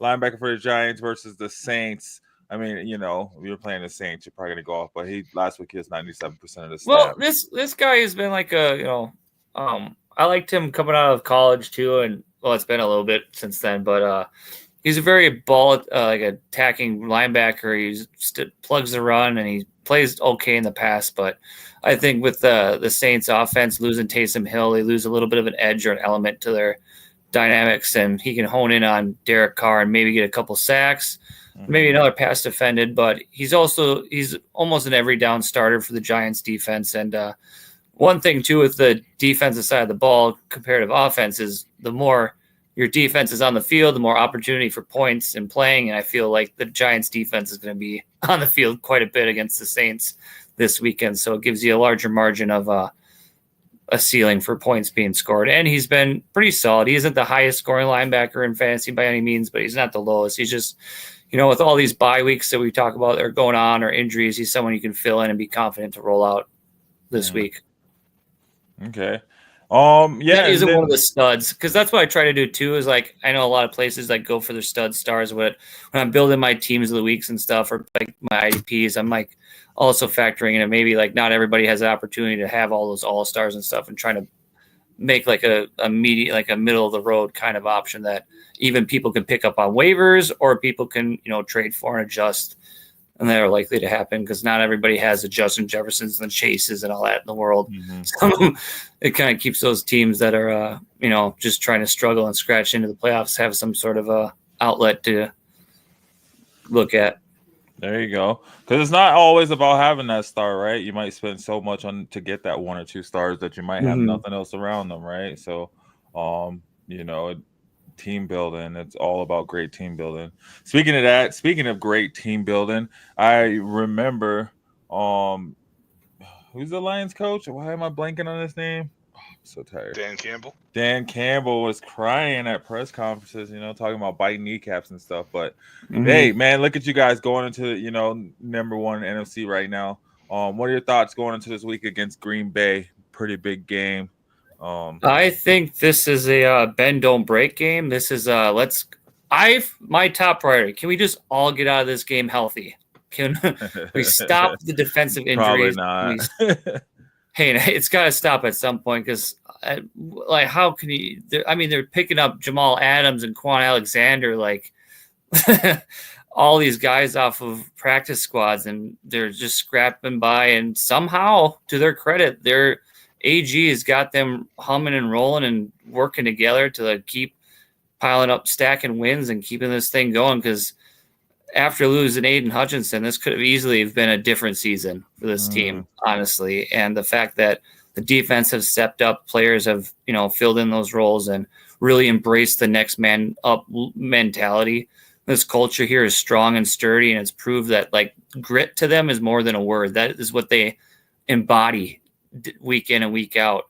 So against Packers this Thursday, it's going to take grit. It's going to take a lot to get past this team because the Packers are on an upswing. They're on a surge. They're looking to make a noise into this playoff race too and make a case for them being one of those top 3 teams in the NFC to get better seeding. So it's a hard game to take after that Bears game over on Thursday. I mean, it would have been nicer if this was on Sunday so they have a few more days of rest, but I feel they match up well against the Packers. It showed the first time they played them. It was a close game for a bit there, and it was well fought, and they came out on top, but it takes more. To beat them this time around, it's going to take more, and I feel like Goff has to be perfect, if not close to perfect as possible.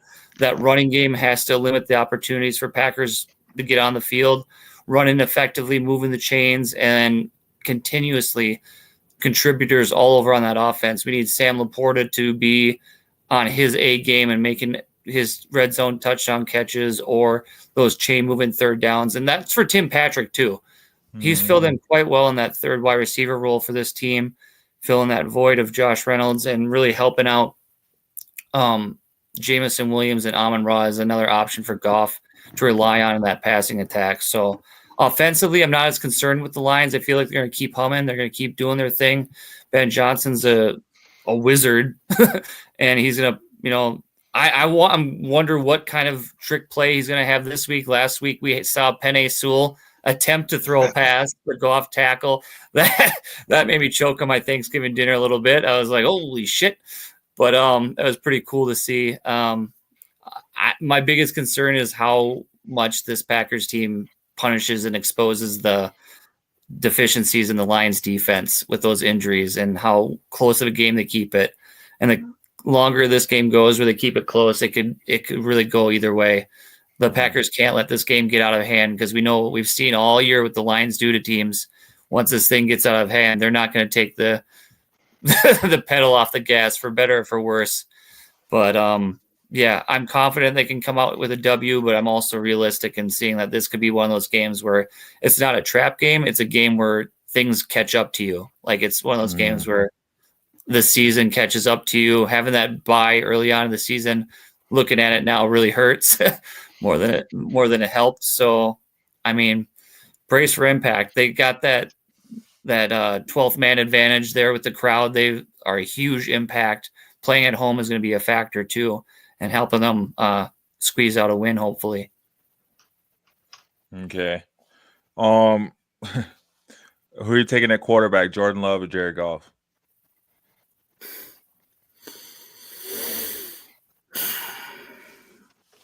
I say this a lot of the times why I don't lean on picking Jordan Love is because he doesn't have a number one. He doesn't have a guy to take over a game or be the alpha or really carry him and send him over fantasy numbers. I mean, he spreads the ball out around well enough where he is viable fantasy option and is like a fringe QB1, and he does well, but I like my odds with Goff better than I do Love this game, having Amon-Ra to stretch the field, the red zone threat, and I think Goff has the edge there at quarterback because I think they're going to have to throw a little bit more than the Packers this game.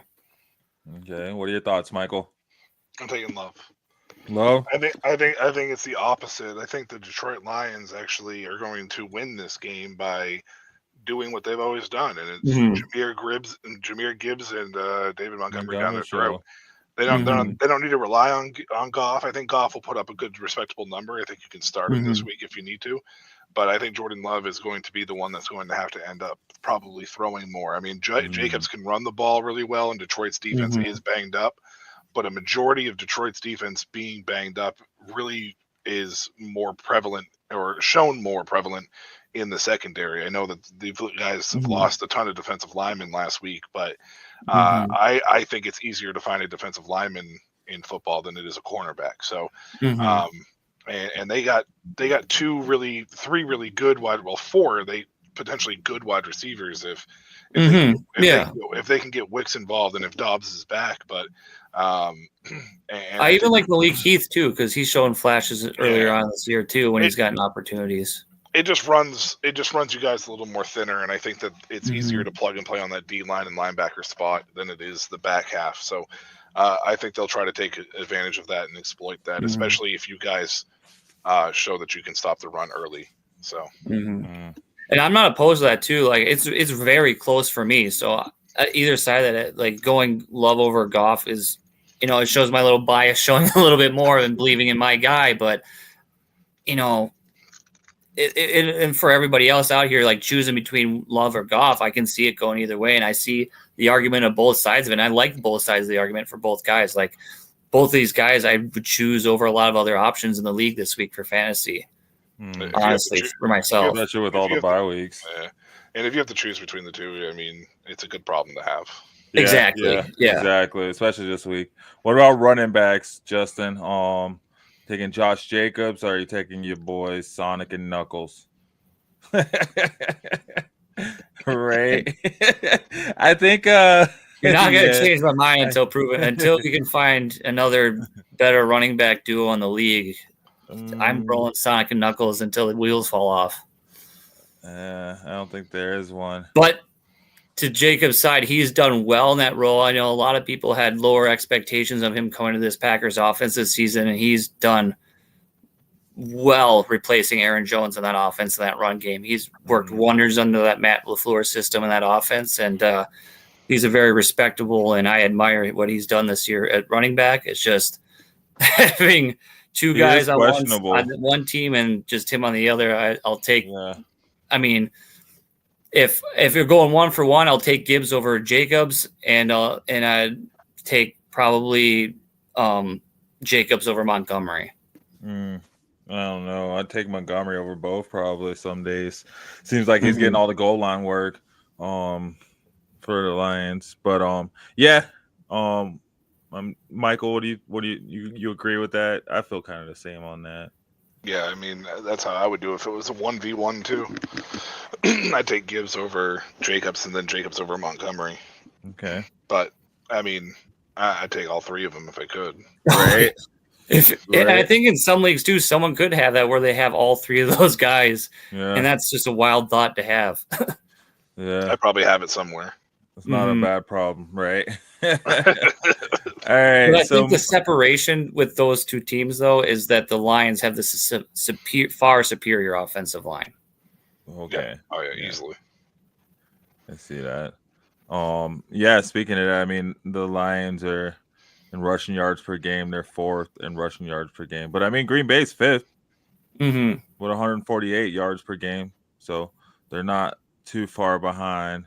What about wide receivers? I think we kind of touched on it. You kind of touched a little on bit, it, going into it. But like you said, Green Bay doesn't really have that wide receiver one. Or how are we feeling about their quad of receivers versus? I think this week the Packers wide receiver room has a higher ceiling than the Lions do. Where I feel like for fantasy purposes, the Lions wide receivers and receiving room has more of a floor or more dependable. You're more likely to get between 10 to 15 points out of the Lions wide receivers and receiving options, where the Packers receiving options with that banged up Lions secondary could pop off for bigger plays and potentially hit that 20-point ceiling if it falls the right way.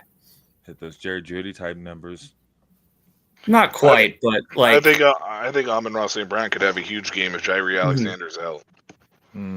He was out last week, and I don't know if he's going to be back this week. So if that's the case, I don't think there's another cornerback on Green Bay that can line up with him one-on-one. There's going to have to be a lot of zone, and I think that's going to be Jameson Williams' bread and butter. I do agree with you, though. I think that the trio, or the quad team of the Green Bay wide receivers probably have a higher boom percentage than Detroit does, but I just think Detroit's a better team.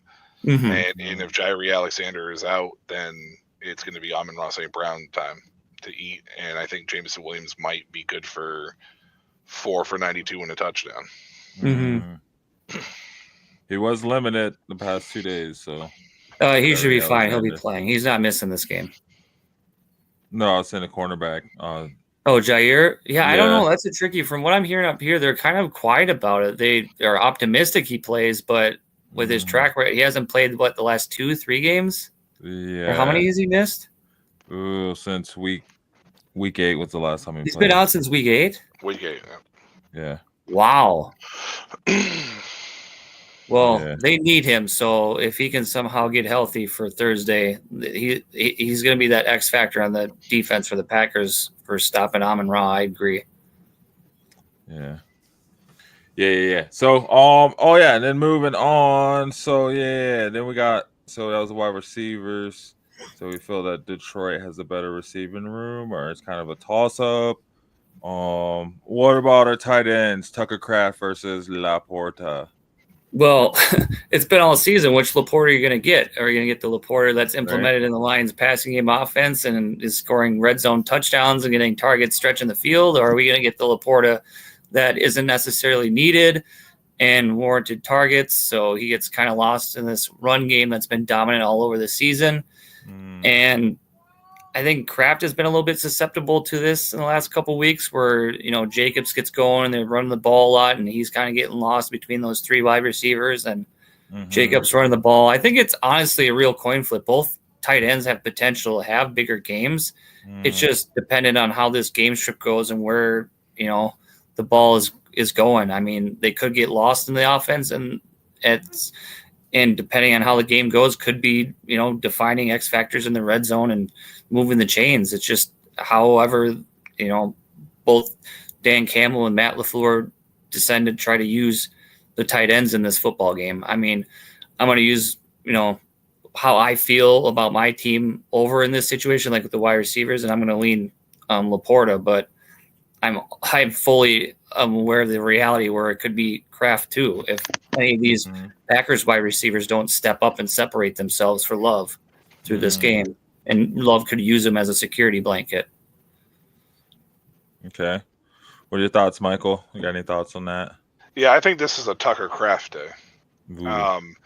I'm going to take him over Laporta. I think Laporta is a better tight end. I just think that this is going to be a situation where, because Detroit's linebackers are banged up and the safeties aren't in the best of shape, I think that Tucker Kraft is going to become an immediate weapon for Jordan Love. Now, Laporta could very possibly go, because he could stretch the field, unlike Tucker Kraft. But I think Kraft is going to end up, his stat line may be less on yardage and catches, but I think that Tucker Kraft is a little more touchdown heavy compared to Laporta is this game. Whereas Amon-Ra St. Brown could easily score 2 touchdowns in this game. I think Tucker Kraft could score 2 touchdowns for Green Bay on the Green Bay side. So I think what's handicapping him is if he, if it's Love trying to spread it between those 3 wide receivers, or if Kraft can find those zones, find those cushions where the Lions secondary is so focused on containing the other 3 receiving options, or 4 for the Packers, and he just finds those gaps because he's been able to do it before on the Lions too. And, that's something that they're probably game planning and coaching into this week, is having Kraft play more of a Kelsey role where he doesn't necessarily have to streak down the field and go for a just find those soft spots, get in there, turn and go and break some tackles and make something out of your catches. I just feel like it's going to be wide receiver heavy through between the 20s. And then once they get to that red area, it's going to be very Tucker Kraft heavy. So, okay. Moving on. So we got the kickers, Brandon McManus versus your kicker of the week, Bates. Yeah, I guess you're going with. I'll go with Bates. I mean, he's only missed 1 kick this year. Both of these guys are good, but I think the Packers defense could do more of a better job holding the Lions out of the end zone than the Lions could be holding the Packers out of the end zone. If that makes sense. No. Because I feel if the Packers are going to score, it's going to be touchdowns first, and if the Lions are going to score, it could be field goals if they're not able to finish drives, which they did a lot in the second half against the Bears last week. These divisional matchups are really tricky to dissect because they can go like entirely different ways than we think of going into it. It's a lot different energy, right? You're going in against these teams that you've seen these guys over and over and over, tendencies, And what hangs in the balance too for both these teams, I think if the Lions win this week, they clinch a playoff spot, if I'm correct. So that's the weight they got. And if the Packers win, then they split the series and have a potential to take the 1 seed if they keep the streak going. And if the Lions and Eagles falter and the Vikings at any point, it keeps them more alive in the top seeded race. Dang. Yeah. Word. Well, so what do you predict for the score for this game? We'll wrap it up. I mean, I don't know what the Vegas over-under is right now for this game, but 34-26 Detroit. 34-26 Detroit. I'm thinking 30 points wins it. Whoever gets the 30 points first has the best chance of winning it. I think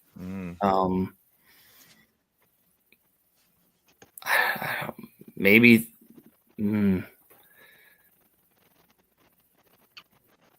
that's tough. I mean, I want it. What's coming in my head is 35-28. Like it's gonna be touchdowns. Oh man. Over kickers. So we got 34-26 and 35-28. It's pretty close. Yeah. I mean, I don't know how you feel, Michael. I just don't think the kicking game is going to be that involved in this game as other than extra point. I feel like a lot of touchdowns are going to be scored. I think the kicking game is going to be the difference. I think who makes their field goals? No, I just think it's going to be the difference. I think Bates' range and the fact that he's been kicking in that stadium for 3 years, well, 2.5 years now, through the UFL and whatnot. Yeah. I think that, even though it's indoors, which usually levels the playing field for kickers, it's just, I trust his range from 50 plus more than I do Green Bay's kicker. So, and I think that that's going to be difference in the field game, in the field, in the field position game. So, yeah, good point. So I think that's why it's going to be 34-26. I think that's going to be the difference. Is going to be Jake Bates probably. I'd be shocked if Jake Bates didn't hit 2 over 40, 45 in this game. Oh man, I can see it happening too. I like that too. If that were the case, at the end of the day, I hope the Lions come out with the win because they need this. Because got to keep it going. I don't know how you feel about it, Michael, as far as the Commanders making a run for the number 1 seed, but I think if the Lions win here, it helps the Commanders climb up the playoff ladder. Nah, I just want to make the playoffs. I think at this point, being three games behind Philadelphia, it's going to be a lot to make up, especially with the loss that we had to them on Thursday. And so realistically, I think they can make the wild card 1 spot easily. Oh, I think so too. I think that they're looking at probably at best 5 seed, but probably realistically looking at probably a 6 seed. To be honest with you, I just we're ahead of where we're supposed to be right now. I mean, if Dan Quinn isn't in consideration for Coach of the Year, then it's a joke. But we're going to make the playoffs most likely. I think the team is good enough to that point. I think that they believe in Dan Quinn. They believe in what they have over there. They just don't have the overall talent to compete. I mean, they lost to Baltimore by single digits. They lost to Philadelphia by single digits. So they have been in games where, they lost by Philadelphia by 10, but it was single digits up until the very end. Yeah. But they have been involved in games where they had no business being, belonging in, basically. And if they can continue to do that, this defense is just going to get better. It's going to get healthier. It's going to get more confident. And if that happens, we could be disruptive like you guys were last year in the NFC, in the NFC playoff run. And that's more of what I want than anything else. And then next year, if we can add some pieces, we have, I think, like the 4th most money heading into free agency. I really would like to see them try to sign Micah Parsons, and I would like to see them try to get T. Higgins. And I think that they, whatever they draft from that standpoint on, would just be basically, icing on the cake, essentially. I don't know if that will happen. That's just my dream scenario. Micah Parsons has the connection with Dan Quinn, so that's why I make that connection, because Dallas is not going to be able to pay him, and Washington can, and Dan Quinn's already there. So I like that. I think it's realistic if you guys have the money, and honestly, that's what I wanted for before the trade deadline was up, for Washington to get a solid wide receiver 2 at the deadline. I don't think there was a lot available, but just to help Jaden Daniels out with the development, have another solid option opposite of Terry McLaurin. I didn't think it was necessary, though, because we're ahead of where we're supposed to be. Yeah.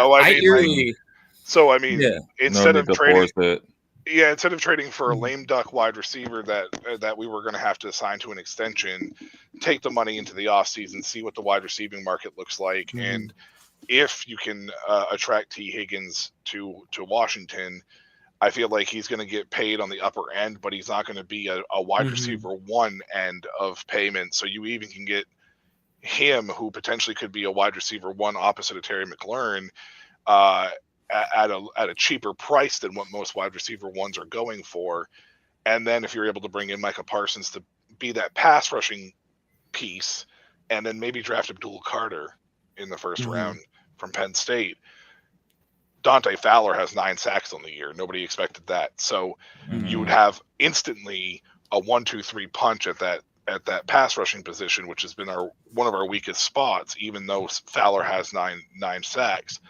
And you instantly go from a team that just made the playoffs and was a year ahead to now being a chance to be a potential straight up contender for the NFC East and possibly NFC next year. So assuming that stays, Jaden Daniels continues to play the way that he's playing. I mean, he will. Yeah. I see a lot of eerily similarities between your team and my team from last year's Lions to this year's Commanders. I think that's very and they're both. And you guys are on the right trajectory, I think. Like, you're building it right. I like the culture. I like the coach. So I think it's going in the right direction. Yep, me too. Heck yeah. Dang. I hate to call it, guys. I feel like you're all good. You're all good. But you guys, you get a taste, and you can kind of see what you can get into on Dynasty Academy on Thursday nights. What is that, Thursday nights at 8:30? 8:30. We try to go between 8 and 8:30, but it's usually closer to 8:30 p.m. Eastern time standard. And we try to keep it, within an hour and a half. Sorry, we try to do the same thing here. To the best ability. To the best of our ability. I am long-winded, so exactly. No, it's definitely. I've loved having you on here. It's great, the perspective, the fantasy knowledge, and just football in general. It is a pleasure having you on the show with us, and thank you for taking the time to join us tonight. I really appreciate it. I will be back at some point in time. Don't worry. I'll be back. Yeah, I'm glad we can scare you off. And I saw too, we had the talks. We got roundtable talks going. So hopefully we get everybody come on here sooner than later. Other than that, Michael, thank you for coming on. Justin, as always, glad to have you here as always, co-pilot and keeping everything rolling. But beautiful bearded bastards, forever Eagles, Jason Ortiz, Aiden, all you guys, Chandler. Thank you, all of you guys for chiming in. Football with Bo, or football talk with Bo. Thank you, everyone. Football talk with Bo. Tonight. Yeah. Hey, shout out football talk with Bo. I don't think we even touched on that. Thanks for chiming in. We appreciate the support from you guys. It's always fun to come on and talk fantasy football. Just talk NFL in general, especially when my Broncos are winning. So I'm with it. Let's go. We become fantasy relevant. So thank you guys for tuning in. You can catch us again this Sunday coming up, 7 p.m. Mountain Standard Time. On Shady Sports Network. Or you can just head over to Shady Sports Network and see what else they got in the lineup. We got something going on every night of the week. So I'm sure you can find something that you'll enjoy, from football to basketball to wrestling to all types of sports over there at Shady Sports. And don't forget to hit that like button, guys. Hit that like button, share, subscribe. We appreciate the support and just help us grow, keep this thing going. Anything else? You guys got anything before we get out of here? No. Good luck to you guys. Other than just push. If you go ahead. Good luck to you guys in the playoff push. Yeah, you too. And then if you guys can hold yourselves over after we go come down from live, we got all of our social groups outside of the show that you can chime in, throw in all your football questions, football talk. We're more than happy to answer you and talk to you. And if you can't wait to Sunday to see us again too, stop over at the Dynasty Academy with Michael on Thursday, and he'll get you all caught up with all that fun stuff and introduce you to new things like a Frankenstein League or the other formats for all that fun stuff, and then their take on football. So we appreciate you having you on the network and checking us out and seeing all the other shows, other things, other people involved here in this little network we have here. And please use the promo that we have tonight on the new sponsor. That'd be great. Let us know how it goes if you do it. I'm interested to see what that's like. And then, just take it easy and best of luck with everybody in their fantasy matchups this week. If you're in the playoff race, hope you make the playoffs. And if you're not, keep fighting, play spoiler, be positive, and make a run at it next year. There we go. Definitely make a run at it in the Shady Sports fantasy football reports. Yes. Next year, right? So, don't forget to join the league. You got the links in the description. Other than that, Michael, you got anything? No, man. That's about it. All right, man. Well, shoot, guys. It's been real. It's been fun, guys. It's been real fun. Can't wait to see you Sunday. Have a great night. I'm a game changer. I'm a game changer. I'm a game changer. I'm a game changer. I'm a game changer.